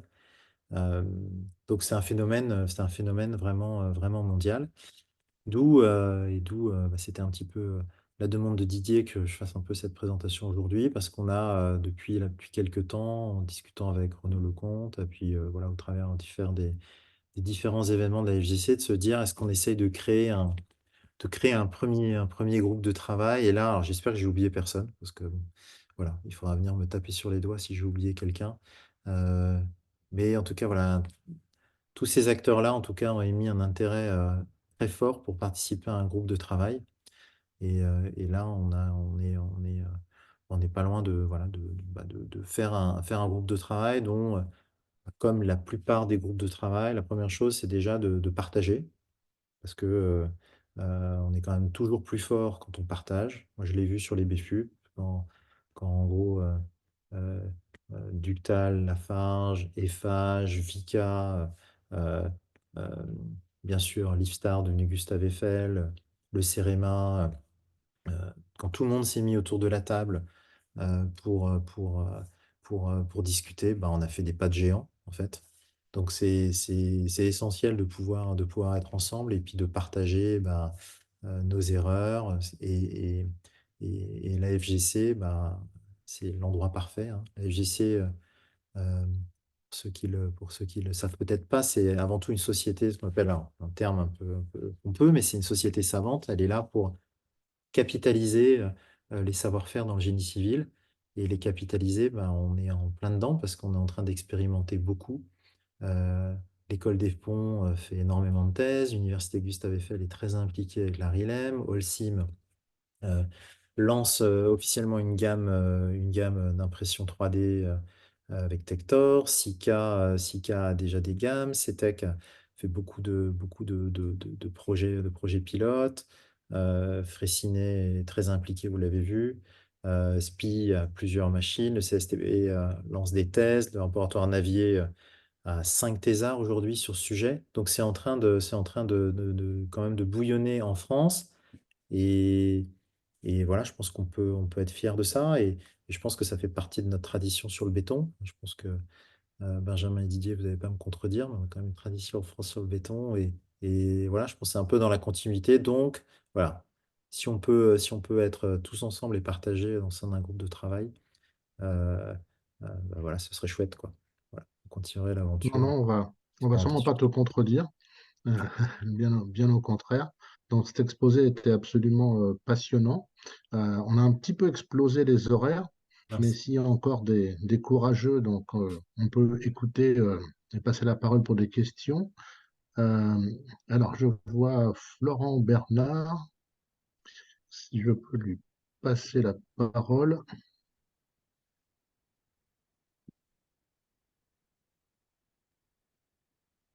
Ouais, Dominique, il s'agissait des bétons imprimés 3D avec des fibres. Oui. euh, et sur les fibres qui te semblaient les plus pertinentes pour ce faire. Mais Monsieur Bernard, vous pouvez compléter, hein, bien sûr. Bonjour, oui, effectivement, bah, c'est la question que j'ai posée dans le chat. Vous avez évoqué la question du renforcement des bétons imprimés 3D par différentes options et parmi les fibres que vous avez pu tester aujourd'hui chez Xtree, lesquelles vous paraissent les plus pertinentes voilà, dans quelle mesure est-ce que vous pensez que c'est pertinent de continuer à peut-être à faire progresser les performances des bétons imprimés 3D par l'adjonction de fibres? Bah, les fibres, sur les fibres, c'est vrai que là aujourd'hui, les plus difficiles à mettre, c'est les fibres acier, parce qu'elles ont, voilà, en termes de raideur, de filière aussi, pour en faire des très fines, elles sont relativement chères. Donc en fait, les fibres sur lesquelles on s'oriente plus, bah, c'est plutôt Kevlar, carbone et fibre de verre. Euh, les fibres carbone, elles ont quand même, en termes de résistance, elles sont plutôt très pointues. Elles sont relativement aussi, on se dit peut-être plus facile à normaliser pour des applications structurelles. Donc elles ont cet avantage-là un peu réglementaire, parce qu'il y a eu tout le travail sur les TFC, sur les composites. Mm. Euh, et puis il y a bien sûr les fibres de verre. Donc les fibres de verre, elles ont notamment voilà, les fibres à cali résistantes. Elles ont plein de bonnes prédispositions pour faire de belles structures. Donc c'est vrai qu'on est, en tout cas, mais là je parlerai plutôt sur le contrôle Jean-François Caron, au laboratoire Navier, là, qui pilote tout le laboratoire et qui a été le tuteur de plein de thésards sur ces sujets-là. Victor de Bono, Nicolas Ducolombier, il y a Alice là, qui démarre aussi une thèse. Bon, voilà, il y a plein de choses à explorer, mais pour l'instant, ça fonctionne bien avec ces fibres-là, et elles ont leurs avantages. Et il n'y a pas que l'avantage performance, il y a aussi l'avantage carbone. Je pense qu'aujourd'hui, on est tous à regarder ça de manière très, très, très, très fine, quoi. Il n'y a pas que la performance purement en termes de résistance, mais c'est surtout en tout cas, le poids carbone qu'elles apportent doit être pris en compte et est essentiel dans le choix qui va être fait par les ingénieurs ensuite du choix de telle ou telle techno, quoi. Par l'optimisation, par exemple, des volumes mis en œuvre, j'imagine, et puis une durabilité encore optimisée, non? Ça. Ouais, bah après, ce qui est en fait souvent, de toute façon, la plupart des enrobages, ils sont associés associés au fait de pas venir éclater le béton par la corrosion de l'acier, même si dans des matrices BFUP, par exemple, on arrive à être très, très fermé, donc en fait, les ions vont pas réussir à aller vers la fibre, du coup, il n'y aura pas ces phénomènes d'éclatement. Mais en termes de durabilité aujourd'hui, bah, c'est sûr qu'en fonction des encres qui vont être utilisées, parce qu'il y a aussi des nouveaux liants qui arrivent, hein, il y a les géopolymères, il y a plein de choses qui arrivent. euh, Telle ou telle fibre peut avoir, en fonction des conditions chimiques, hein, c'est un milieu basique, acide, plus ou moins. Il y a aussi des équilibres qui font que telle ou telle fibre aura une compatibilité. Donc, bon, pour l'instant, je pense qu'il y en a plusieurs fibres qui ont leur mot à dire, on va dire, en termes de pertinence, en fonction de la panoplie de liants là, qui s'offre à nous. Et bah, comme vous venez de dire, avec des gains notables d'épaisseur, donc ce qui va vers l'utilisation de moins de matière, et puis également des gains aussi, mais ça c'est plus par le process, la capacité d'une fibre à être placée au bon endroit de manière anisotrope. Bah là on fait des gains notables sur les quantités, quoi. Et ça c'est plus le process, c'est pas lié à la fibre elle-même. Alors, il y avait une autre question de Guillaume André, mais je ne le vois plus en ligne apparemment. Il y a Lionel Linger aussi qui a levé la main pour une question. Ouais, Tu peux parler, Lionel. ouais, tu m'entends, Dominique? Oui, Oui, oui. je t'entends. Ouais, merci infiniment pour cette présentation. J'avais pas suivi les déroulements de l'impression 3D, et notamment de Xtree, avec qui j'ai été en contact il y a quelques années. Et en tout cas, tu nous as remis une piqûre de rappel extrêmement pertinente et je te remercie. Moi, j'ai juste une petite paire de questions dans la continuité des fibres. En fait, ouais, dans ce que je décris, sauf erreur de ma part, c'est vrai qu'on voit les fibres dans le sens longitudinal, quoi, dans le sens du trait du cordon. Et mon problème, il est comment on arrive à, depuis longtemps, c'était comment on arrive à effectivement à donner à ces cordons successifs une certaine résistance au tranchant avec des fibres dans l'autre sens, quoi. Donc ça, c'est ma première question. Donc ça, c'est un vrai sujet. Puis il y avait un truc qui me turlupinait. C'est vrai qu'aujourd'hui, c'est vrai que le dernier pylône, il commence à avoir une application structurelle, mais j'en étais resté quand même sur beaucoup d'applications de béton plutôt architectonique ou architecturaux plutôt que des vraies structures en génie civil. Je voulais avoir ton ressenti sur l'avenir à moyen terme. Je ne parle pas du cours de moyen terme pour des applications réellement structurelles. Moi, je suis pas certain que ce soit bon, super porteur de remplacer du parpaing pour des maisons Barça, mais je pense plutôt à des endroits où on peut pas aller, où on peut faire des modélisatures un peu sympathiques. Et puis, comme j'ai eu la parole, je fais une dernière question, c'est qu'il y a, à un moment donné, tu parles de mélangeur par rapport à un bicomposant.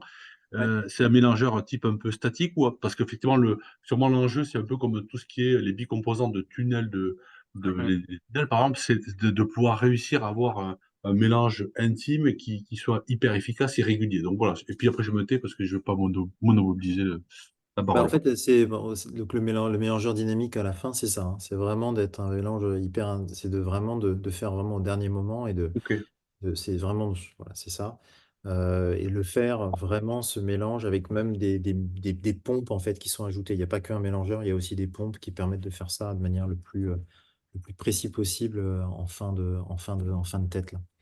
Euh, Après, tu avais la question sur la fibre et bah, c'est comme dans les BFUP, on a beaucoup travaillé là-dessus hein, à l'époque et encore, hein, notamment avec tout ce qui a mené aux essais de convenance pour vérifier qu'il n'y ait pas de Mmh.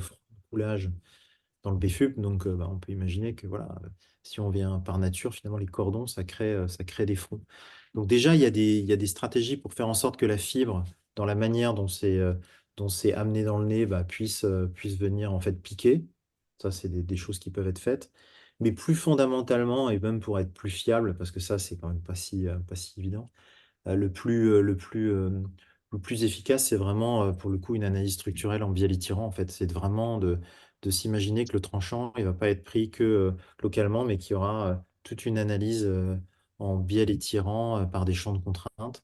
Ça permet de venir, en fait, créer des biais et puis et avoir une analyse vraiment de ce type-là de manière un peu généralisée, quoi. C'est ça, hein, aujourd'hui, en tout cas, les pistes. Bah, il y a Mutoni qui a fait beaucoup ça, hein, notamment en Suisse, Ouais. en termes d'approche. Mais c'est le plus pertinent parce que quand même, on a en tout cas, notamment à l'ELU, ces schémas-là qui Ouais, mais fonctionnent. comment tu peux coudre, entre guillemets, des couches entre elles? C'est ça qui m'échappe, Ah, en fait, aujourd'hui. auras l'adhérence, tu l'as. Donc, ça veut dire que c'est homogène. Ça, c'est un truc Ouais. super important parce qu'il faut structurer, mais tout de suite venir redéposer. Mmh. Donc ça, dire que quand tu viens faire tes essais, et là, on faisait des essais notamment, et ça me rejoindra sur ton autre question, là, sur des panneaux de façade. On vérifie bien, par exemple, que les cônes de rupture, voilà, sont dans toutes les directions, bah, que ce soit pas du délaminage, en fait, hein. Mmh. Mmh, mmh, mmh. Ça, c'est un truc super important. Et après, la couture ELU, parce que c'est pas, on va dire, une fois que tu as une fissure, ça, c'est le plus difficile. Donc, en fait, c'est plutôt de l'astuce, c'est plutôt d'aller dire, bon, bah, on va essayer de trouver un modèle de rupture qui soit un peu différent, bien étirant, et puis, Ok. mais bon, c'est pas le, c'est effectivement, c'est un des soucis, mais ça va amener, en fait, des stratégies de conception, Ouais, des fonctionnements et des différents du topologies, béton quoi. armé classique Ah, voilà. qu'on a en tête. Ok, j'entends. Ok. Mais en tout cas, Parce que merci et finalement, bravo encore. le béton armé, il est aussi anisotrope, en fait. Et à un moment donné, il y avait toute une stratégie à une époque qui avait été de mettre vraiment les armatures à la bonne direction. Puis finalement, on s'est rendu compte que bah, en les mettant de manière perpendiculaire, ça marchait aussi bien, justement grâce à les méthodes bialitirants. Mais il y a tout ça à travailler en fait. Tout ça à tester, avoir des campagnes, à fiabiliser. Et c'est là qu'on a besoin de faire des tests ensemble. Parce que les applications, et tu as totalement raison, il y a beaucoup de choses, même l'image un peu nous a collé à la peau de belles pièces, un peu comme les BFUP au début, de belles pièces architecturales ou ou plutôt des pièces de mobilier urbain. Là, on a fait notamment une table avec Roche-Beaubois là, qui s'est énormément vendue, qui coûte une fortune. Pas si cher à fabriquer, mais qui coûte une fortune. euh, mais qui répond à, voilà, elle se vend extrêmement aux États-Unis. Enfin, C'est du béton pour Bobo, alors. ouais, un peu, mais le problème, c'est qu'effectivement, ça masque le fait que c'est économique, en fait. Et je trouve que là, par exemple, euh, tes collègues de SPI, ils ont sur les boîtes de réservation, typiquement, ils ont industrialisé ça et ça dépote, quoi. Donc, il y a quelques applications comme ça qui commencent, qui peuvent paraître Surprenant. un peu marginales, hein. Ils font pas que ça, mais qui commencent à percoler, mais beaucoup par l'absence de normes, beaucoup en coffrage perdu, en optimisation des quantités, parce que tu peux faire une pièce de coffrage perdu. Mais les coffrages perdus en génie civil, on en a besoin énormément. Mais Tu oui, sais bien, j'entends. hein, comme notamment en réparation d'ouvrages, quand tu as des massifs Alors, d'ancrage dans des je vais, voussoirs. je vais passer la parole à François tout le monde parce qu'il avait une question qui était un peu en lien avec sur le couture des couches et l'interaction des fibres. Ouais. François, tu peux y aller. Oui, merci. Je- on ne s'est pas concerté, mais j'avais un peu la même question que Lionel et je me demandais si on avait testé, je dirais, des tissus entrecroisés, c'est-à-dire qu'on aurait les cordons dans un sens et puis on les couture par des cordons déposés transversalement ou en biais, etc. Un peu comme les tissus, quoi, hein, qu'on rend plus costauds avec des fils dans les différents sens. Est-ce que ça s'est fait? Est-ce que c'est prohibitif en termes de coût ou de complexité? Je profite de la parole, mais j'avais une autre question.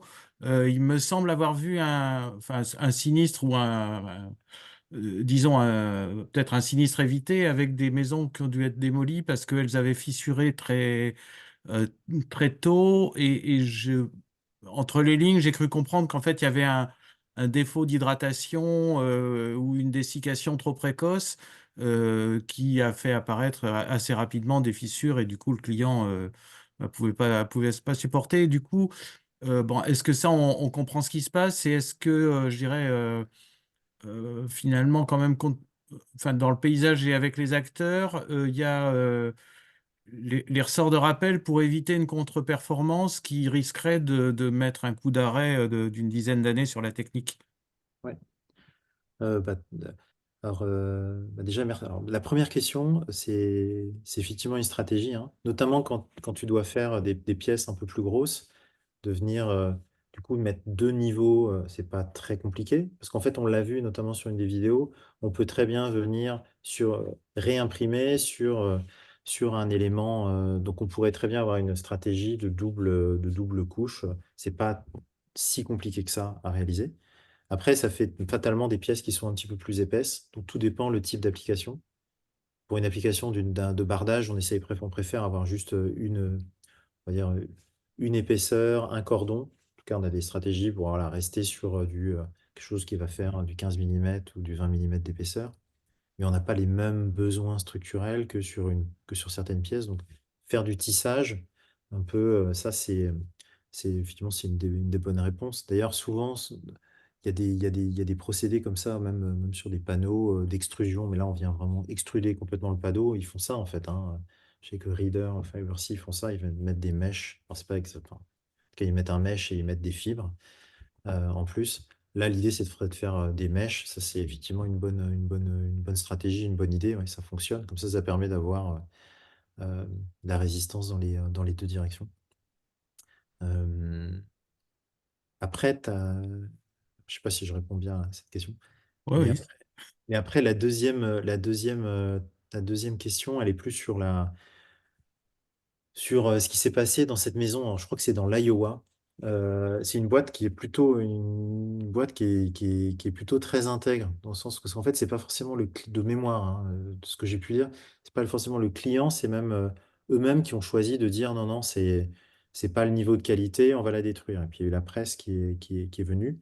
Mais ça met le doigt sur quelque chose d'extrêmement important, qui est, et que tu as souligné en fait déjà dans ta question, hein, parce qu'il y a une partie de la réponse, c'est le fait que bah, pour être robuste, il faut que le béton ait la même qualité toujours. Donc c'est pour ça que nous, on milite pour avoir une correction euh, vraiment dynamique du béton pour qu'il soit toujours le même. Parce que si on commence à amener de l'inhomogénéité entre la cuisine et la salle de bain, parce que le béton, il aura pris, bah là, on a un problème dans ces variations. Donc le fait d'avoir cette correction, c'est pour ça que c'est important de faire notamment de faire du 2K. Euh, et puis, le deuxième aspect dont on n'a pas parlé, et ta question, elle est forte à propos, c'est la question de la cure. Parce qu'en fait, il y a beaucoup aussi de fissurations qui sont associées à des problèmes de cure. Et il faut quand même voir que le béton imprimé, par rapport à un béton, par rapport à un béton classique, bah, il n'est pas dans un coffrage. Le coffrage, il permet une certaine cure. Euh, Aujourd'hui, là, le béton, quand il est imprimé, bah, il est exposé tout de suite, tout de suite à l'air libre. Euh, il peut aussi avoir des formes complexes qui font qu'il y a du retrait gêné, donc des fissurations qui peuvent apparaître un peu plus rapidement. Et quand on est fin, ce dont on se rend compte aussi, c'est que s'il n'y a pas de cure, en fait, la couche limite, il y a une sorte de couche limite, en fait, où la performance n'est pas exactement celle qu'on a au cœur, en fait, hein. Donc, euh, donc tous ces aspects-là militent et c'est un peu, voilà, parce qu'on est un peu on est un peu convaincu de ça, donc mais qu'il faut aller vers, euh, vers un fonctionnement plutôt en préfabrication, avec des cures contrôlées en usine pour justement permettre de ne pas avoir ces phénomènes de fissuration associés à du retrait gêné ou du retrait de séchage parce que les conditions. Là, ils étaient dans l'Iowa, c'était une période de l'année un peu compliquée. Bah, voilà, ils l'ont payé, je pense qu'ils l'ont payé un petit peu cher, quoi. Et effectivement, tu as tout à fait raison. Ce qu'il faut éviter, c'est l'effet hyper néfaste d'une non-qualité. Et Mhm. d'ailleurs, aux États-Unis, effectivement, la presse s'est emparée de ça, en disant oui, cette maison-là, alors que pour le coup, il y a eu des belles choses qui ont été faites en 1K, même si c'est pas le plus robuste. Là, Icon, ils ont réussi à faire des choses quand même assez intéressantes et ils impriment des lotissements entiers là en ce moment et ça marche, quoi. Mm. Bon, c'est toujours le côté, voilà, c'est l'expérimentation quand elle est. C'est pour ça que c'est bien d'avoir des communautés aussi qui puissent se faire l'écho de qu'est-ce qui n'a pas marché, dire que ça fait partie du plan d'expérience que d'avoir et ça permet de contrôler un petit peu un peu le discours au travers. Voilà, c'est pour ça que c'est vraiment important d'avoir des communautés d'acteurs qui puissent aussi réagir à ce type de situation-là en disant voilà, on comprend, c'est un fait, anecdotique, riche d'enseignements, mais c'est pas ça qui empêche le développement de cette techno, quoi. Benjamin, tu voulais intervenir? Oui, merci, merci Didier. Euh, ouais, Dominique, je voulais t'interroger. Finalement, j'ai compris finalement il y avait peut-être des limitations aux usages, mais à toi de le confirmer. Alors, on a des softwares qui sont en train de s'améliorer au travers des retours d'expérience que vous avez, que vos concurrents peuvent avoir peut-être sont en train de s'améliorer. Est-ce qu'on a des limitations potentielles aux usages qui seraient liées aux matériaux, à l'aspect structurel? Et finalement, derrière ça, est-ce que vous partagez éventuellement avec vos confrères, vos concurrents, les freins qui seraient scientifiques, qui seraient à lever, les freins qui seraient normatifs, les freins qui seraient réglementaires? Et on le sait tous, aujourd'hui, on ne parle que de carbone. Est-ce que vous avez aussi des démonstrations qui seraient à montrer en termes de CO2? Tu as montré, Dominique, quelques éléments sur le sujet, mais est-ce que c'est pas ça aussi qui ferait le déclic, entre guillemets, pour passer l'étape suivante sur la démocratisation de la technique?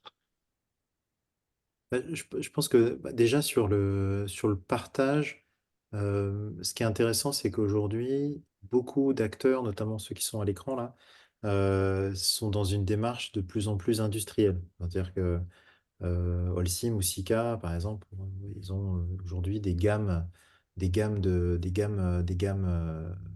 matériaux. C'est pas des matériaux R&D. Holcim, voilà, ils ont développé, notamment sur un projet là, dans le sud, un matériau qu'on a beaucoup. Maintenant, c'est un matériau voilà, avec sa carte d'identité. Il fait partie d'une gamme, la gamme Tector. Sika fait la même chose. Idem, SPI aujourd'hui a une démarche avec une filiale, donc avec des équipes. Euh, donc il y a vraiment une démarche industrielle. Donc ça, c'est un premier, euh, premier élément important, c'est que voilà, il y a aujourd'hui des gens qui se structurent de manière industrielle. Et quand on est industriel, ben, la première chose qu'on essaye de faire, c'est en industriel quand il y a une industrie. Et créer une industrie, oui, il y a de la concurrence, mais il y a aussi des gens qui partagent les mêmes envies, le même défi, et qui veulent œuvrer pour que ce soit pas quelque chose d'anecdotique. Et donc, œuvrer en industrie, c'est aussi trouver les voies de discussion communes sur les matériaux. Alors, ce qui se passe, c'est que l'industrie, moi, alors, côté équipement, c'est assez mondial. On n'est pas beaucoup quoi, sur les équipements en fer parce qu'il y a des questions de brevets et puis il y a quelques technologies en fait qui finissent par résister, on va dire. Mais aujourd'hui, c'est vrai que mais quand on regarde euh, tout ce qui est application, notamment pour les applicateurs, là, il y a un vrai sujet, il y a un vrai sujet pays par pays. Les pays qui avancent le plus aujourd'hui, en tout cas, enfin, vu de ma fenêtre, hein, c'est notamment, il y a les États-Unis qui bossent beaucoup sur le sujet, qui avancent quand même relativement vite.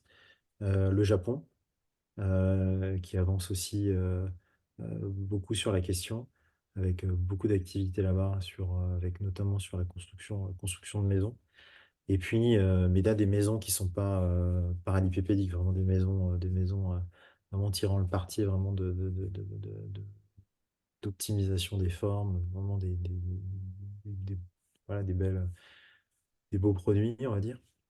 Et puis, en Europe, bah, je pense qu'on peut dire qu'il y a la France quand même. On fait quand même pas mal de choses. Et puis, il y a les Pays-Bas, où il y a aussi tout un écosystème autour de Eindhoven, là, où il y a plusieurs boîtes qui avancent bien. Donc ça, c'est un peu les grands, on va dire, les grands lieux. Il y a la Suisse aussi, mais c'est les grands zones. Maintenant, en termes de normalisation, bah, il y a forcément des points de vue. Et bah, je pense qu'il faut faire appel. De toute façon, on doit les retrouver. Donc là, je pense sous le contrôle de Lionel avec la FIB, mais on retrouve aussi des grands pays dans la FIB, associés à ces technologies qui ont toujours œuvré sur les bétons. Euh, c'est d'arriver à des positions communes. Donc c'est vrai que pour qu'une industrie, bah, il va falloir faire un certain nombre, tirer parti au maximum de la capitalisation de projets. Donc on a des projets structurels, je vous avais parlé, qui est encore assez confidentiel, mais un projet de passerelle là, voilà, qui a été conçu et qui va être, dont le marché a été passé et qui va être réalisé. Donc ça, c'est quand même quelque chose de notable, hein. Euh, il y a bien sûr ce pylône, il y a des applications, voilà, des applications. Aujourd'hui, le CSTB travaille sur des thèses parce qu'il voit arriver de plus en plus de projets de montant de la pression 3D. Donc, voilà, pas à pas, ça commence à percoler, mais il y a du boulot, quoi. Comme on l'a vu avec les BFUP, il y a du boulot. Il faut partager. Il faut éviter, très justement François Tout le monde, faut pas qu'on ait de sinistre. Il faut aussi s'imposer le bon niveau de performance pour pas galvauder tout ce qui a pu être, tout ce qui peut être fait. Avoir aussi une certaine dose de pragmatisme pour pas tuer par de trop nombreux essais une approche pratique. Donc c'est là que c'est important voilà, qu'il y ait des groupes où les points de vue industriels, les points de vue aussi plutôt de gens qui vont être plutôt gardiens du temple et qui sont là aussi pour faire. Donc et c'est voilà. En tout cas voilà, c'est pour ça que je trouve que la FGC c'est le lieu idéal pour ça. Moi, je l'ai vécu petite échelle sur les BFUP et je pense que c'était assez formidable ces moments où bah, il a fallu faire quand même des gros projets qui n'étaient pas simples. Ben, heureusement qu'il y avait la FGC pour se dire, bon, est-ce qu'on y va? Est-ce qu'on fait ça? Est-ce qu'on utilise telle ou telle méthode? Comment on peut optimiser telle méthode pour vraiment tirer parti de telle propriété pour que le projet se fasse? Ça s'est fait dans le cadre de la FGC. Si ça n'avait pas été là, ben, on aurait du mal à faire certains projets. Je pense qu'il y en a, toi à la Il y a, table, Il y a François témoigner. qui voulait ajouter un mot. Oui, j'ai mis ça dans le chat, mais c'est un commentaire sur ce qui était dit sur la normalisation. Donc, le comité de normalisation TC 104 sous comité 1, donc qui est le comité qui s'occupe du béton, envisage un travail de normalisation qui pourrait aboutir à une nouvelle partie de la norme béton. C'est une initiative qui a été portée par les Allemands qui prévoyaient aussi d'avoir une partie BIM, enfin des choses comme ça. Et Nicolas Roussel est associé à ce groupe pour, je dirais, donner déjà un premier schéma de ce que pourrait contenir cette norme. Et donc, alors ensuite, ça met un certain temps, le processus, c'est que les pays membres, donc leur commission miroir, vont se positionner par rapport à un projet de preliminary work item, comme on dit en Eurospeak. Et si s'il y a un nombre suffisant de gens qui votent pour, l'idée, c'est probablement de commencer le travail. Je dirais cette question donc d'enclencher un preliminary work item devrait être posée à la réunion annuelle de ce TC 104 fin juin, début juillet. Ok. Attends, Alors, je rebondis sur ton intervention, François. Ça veut dire qu'effectivement, au sein de la VGC, avec les meilleures volontés du monde, on a certainement intérêt à préparer ce travail qui devrait s'enclencher au niveau de normalisation européen. Et je pense, Dominique, enfin voilà, c'était un petit peu la conclusion qu'on voulait aussi donner à ce webinaire. C'est recueillons les contributions des uns des autres, la tienne en particulier. On a tout intérêt à préparer les étapes suivantes, à anticiper les étapes suivantes et à se mettre autour de la table, autant qu'on est, hein, que ce soit les fournisseurs de solutions d'impression 3D comme toi, Dominique, mais l'ensemble des acteurs aussi. Et, euh, et en tout cas, c'est ce qu'on voulait enclencher, ce qu'on envisageait d'enclencher au sein de la VGC.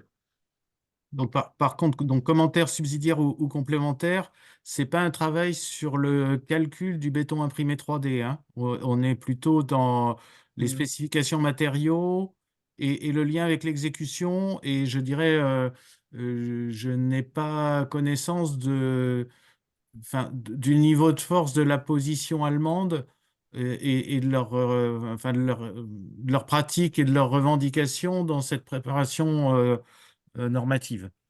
Bon, évidemment, je pense que l'idée, c'est de s'appuyer sur déjà tous les travaux qui ont pu être faits au sein du groupe RILEM. Je pense que c'est bien partagé.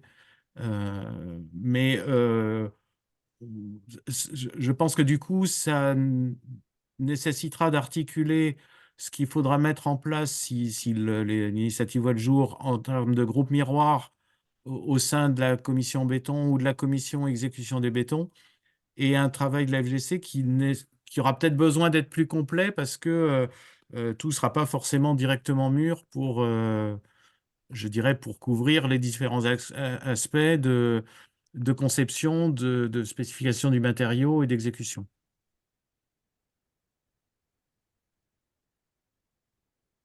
alors, Si le nombre de spectateurs est en train de chuter, donc et on commence à avoir dépassé. Il y ouais, avait ouais, encore ouais. des questions, mais on pourra peut-être pas toutes les traiter ce Non, mais soir. si j'ose un peu résumer, on est un petit peu au début de ce qu'étaient les BFUP il y a, je sais Voilà. pas, c'était en 2012-2013, lors des dernières recommandations. Et puis effectivement, il y a des choses qui vont percoler vers la normalisation.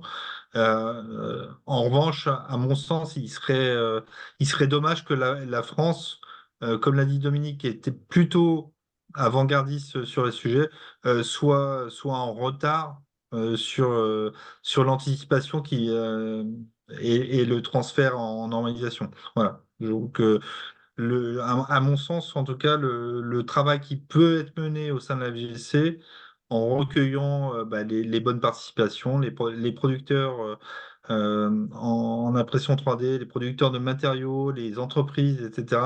Enfin, on n'est pas en retard, mais il ne faut pas tarder à le mettre en place. Voilà.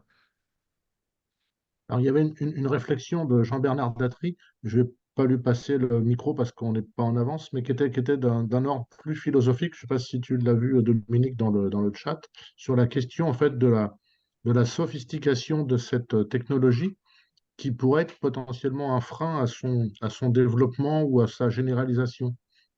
En fait, c'est une très très bonne question. Parce qu'en fait, la question, c'est effectivement, on serait sur quelque chose de hyper sophistiqué. En fait, ce sur quoi on travaille, enfin, en tout cas, on se pose cette question-là chez Extreme, on n'est pas les seuls. Enfin, c'est d'essayer de rendre ça quand même relativement simple d'utilisation et pas que ce soit pas une technique si sophistiquée que ça d'un point de vue usage. Aujourd'hui, on a entre les mains des choses extrêmement sophistiquées. En fait, un téléphone portable ou l'écran qu'on a devant nous chacun là. C'est un bijou de sophistication, mais c'est quand même quelque chose qui est extrêmement démocratisé. Euh, la question, c'est donc, maintenant, donc en termes de conception d'éléments, en termes de sophistication, qu'est-ce que ça va générer? Je pense que sur la production, on aura quand même des typologies qui vont émerger. Je pense qu'aujourd'hui, même si on a une liberté. Je pense qu'on a des typologies qui vont être des typologies comme le vivant sur certaines fonctions, à trouver en fonction du matériau la bonne typologie constructive. On va avoir des typologies qui vont émerger. Je pense que c'est la faculté à s'adapter sur certaines structures et la faculté qui va être plus aisée. Après, est-ce que ça va rendre notre monde bionique ou je sais pas, mais c'est vrai que on aura des nouvelles typologies, comme on a eu avec le béton, comme on a eu avec l'acier, on s'est habitué. Mais oui, effectivement. Alors, je sais pas si j'ai bien répondu à la question. Alors, Peut-être il, qu'on peut il a parler levé à la main, l'AG alors avec Jean-Bernard, mais, je mais, vais lui permettre de parler. Merci Didier, merci Dominique. Oui, si tu veux, bon, par ailleurs, j'ai participé à des débats avec les architectes là, à l'automne, et on va aussi vers un monde qui va vers l'autarcie et l'appropriation de la construction par l'individu. On le voit par l'usage des matériaux vernaculaires, la pierre, le bois, etc., qui ressortent de partout. Et par ailleurs, vous proposez, et puis on voit que les ingénieurs s'y intéressent, le débat l'a bien montré, une technique, comme tu l'as dit, hyper sophistiquée. Donc je dis, il faut qu'elle trouve son modèle parce que y a un décalage quelque part. Hein, c'est un peu comme la voiture électrique, si tu veux. Hein, la voiture électrique, c'est très bien, mais c'est surtout pas pratique pour l'instant, etc. Donc je pense que cette technique-là, il faut qu'elle trouve ses modèles. Et si elle peut participer, si tu veux, notamment. Parce que si tu fais le parallèle avec les expériences de Jean Prouvé, avec les maisons préfabriquées en aluminium, qui était le matériau merveilleux il y a 60 ans à peu près, enfin même un peu plus, on voit que ça a été un échec, si tu veux. Tu vois, il imaginait des villages africains construits en plaques d'aluminium, tout ça n'a pas existé hein, en réalité. Donc, je veux dire, quand on a d'un côté une technologie hyper performante hein, qui a l'air d'évoluer, puis elle va évoluer, tout le monde s'y intéresse, hein, c'est très bien. Et d'autre part, quel est le besoin, et notamment dans le domaine de l'habitat et du rapport au vivant. Voilà. Donc, à mon avis, ça pose une question non, quand non, même. mais c'est une vraie question. Et après, je pense que quand même, le fait d'être frugal est possible avec l'impression. Voilà. Et le Après, il fait faut d'être, trouver. je pense que ça apporte cette notion de frugalité. Elle est, en tout Mais cas, moi, c'est la manière dont on se l'approprie, hein. Mais ouais, si on la se matière l'approprie, dont on l'utilise. Effectivement, tu as cité l'exemple de SPI avec qui on est en relation actuellement et qui fait ses boîtes de réservation. Ça, je trouve que c'est une utilisation performante, quoi, quelque part, parce que ça a l'air de rien, finalement, puis on en a besoin dans le bâtiment tous les jours, et c'est une très bonne application. Donc, ce qu'il faut, c'est trouver les applications maintenant. Exactement. Et puis de mettre C'est-à-dire ça entre les plus parce que tu es bien possible. d'accord avec moi, l'impression 3D, elle a été aussi dans le décoratif aussi, en tout cas en France pour l'instant, hein. On n'est pas encore arrivé aux zones pavillonnaires comme tu as montré, hein. On n'est pas encore là en France, mais pour le moment, c'est plutôt le décoratif, des habillages de poteaux, des choses comme ça. Mais ça, finalement, ça mène pas loin quand tu réfléchis. Ça va pas très loin, si tu veux. Après, aujourd'hui, la manière de faire du hors-site ou du coffrage Bien perdu sûr, peut être un marché quand même relativement important. bien Mais, sûr.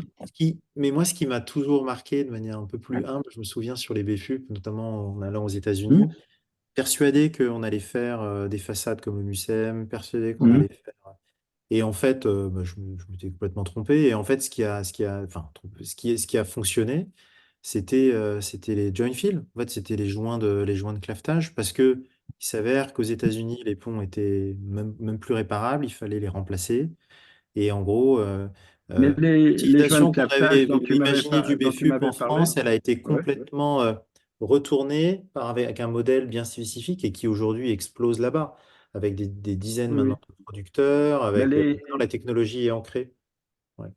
Mais mais si peut-être tu veux, entre... les étanchéités, les renforcements en BFUP des allotrope ou les joints dont tu Ouais, parles, c'est un peu comme les boîtes de réservation. C'est-à-dire exactement. c'est Ouais, c'est pour ça que je faisais. une vraie utilisation fonctionnelle et qui est très loin de l'idée esthétisante, quoi. Voilà. Bon, donc, Exactement, alors oui. que le BFUP, il a été aussi utilisé pour faire des pots de fleurs et des machins comme ça, quoi, hein. Exactement. Et c'est ça, il faut se l'approprier sur des usages plus quotidiens et l'avoir Oui, oui.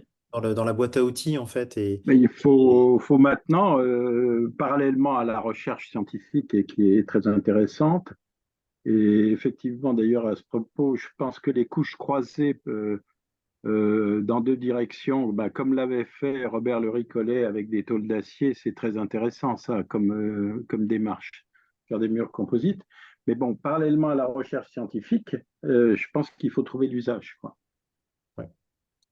Et l'usage, pour moi, c'est la dissémination il faut vraiment avoir, alors c'est pas se disperser, mais c'est quand même, euh, la gé- il va y avoir voilà, des très bonnes idées, mais c'est et on l'a vu avec SPI. C'est-à-dire que SPI nous a dit un jour, bah, euh, nous on veut faire ça, nous on était un peu sceptiques, et puis bah non, ça marche, ils avaient raison. Et je pense, et ça nous a, à tel point que c'est maintenant notre modèle, c'est vraiment d'essayer en tout cas chez Xtree, on essaie de mettre ça entre les mains et aucune idée n'est vue comme totalement saugrenue parce que il y a une versatilité extrêmement importante et il faut pas aller effectivement, c'est pas parce que c'est un robot entre guillemets sexy, sophistiqué que les usages doivent être sophistiqués. Au contraire, enfin, il faut pas se laisser enfermer dans une espèce de schéma. Mm. Effectivement, ça peut être un espèce comme tu l'as bien souligné, Jean-Bernard. C'est d'essayer justement d'éviter ça et de se dire non, non, c'est un outil. Prenons-le sur ses caractéristiques intrinsèques. Qu'est-ce qu'il est capable de permettre? Aujourd'hui, la réalité, c'est que ça s'adapte à de plus en plus de béton avec un coût de la matière première utilisable par ces machines qui est en train de radicalement chuter et des vitesses d'impression qui sont en train de complètement exploser en termes de vitesse. Donc on est à ce moment-là, ce qui fait que le champ des possibles sur les usages et la pertinence économique sur plein d'applications est en train de complètement changer. Mais beaucoup de gens ont encore cette image de l'impression plastique qui va pas vite. Donc c'est de faire en sorte déjà d'éduquer, de montrer que bah, l'impression 3D, c'est avec du béton qui est pas forcément si cher que ça, euh, et qu'on peut réaliser des pièces rapidement pour des usages entre guillemets quelconques dans le génie civil, dans le bâtiment, mais à un coût qui sera moins important. Et c'est ce qui est en train d'arriver. Donc, Dominique, on a perdu plus de la moitié des spectateurs, donc je pense qu'il d'accord, est ouais, temps je il est m'arrête là. temps de conclure. En tout cas, c'était vraiment un grand merci parce que c'était absolument passionnant et très, très riche. Et puis, je dirais que s'il en était besoin, si on doutait encore de la pertinence de monter un groupe de travail, je pense que maintenant, on n'en doute plus parce qu'on a vu qu'il y avait un engouement très fort pour cette technique et une grande richesse dans les débats et dans les questionnements. Donc, je pense que tous les ingrédients sont là pour pouvoir lancer quelque chose de très intéressant là-dessus.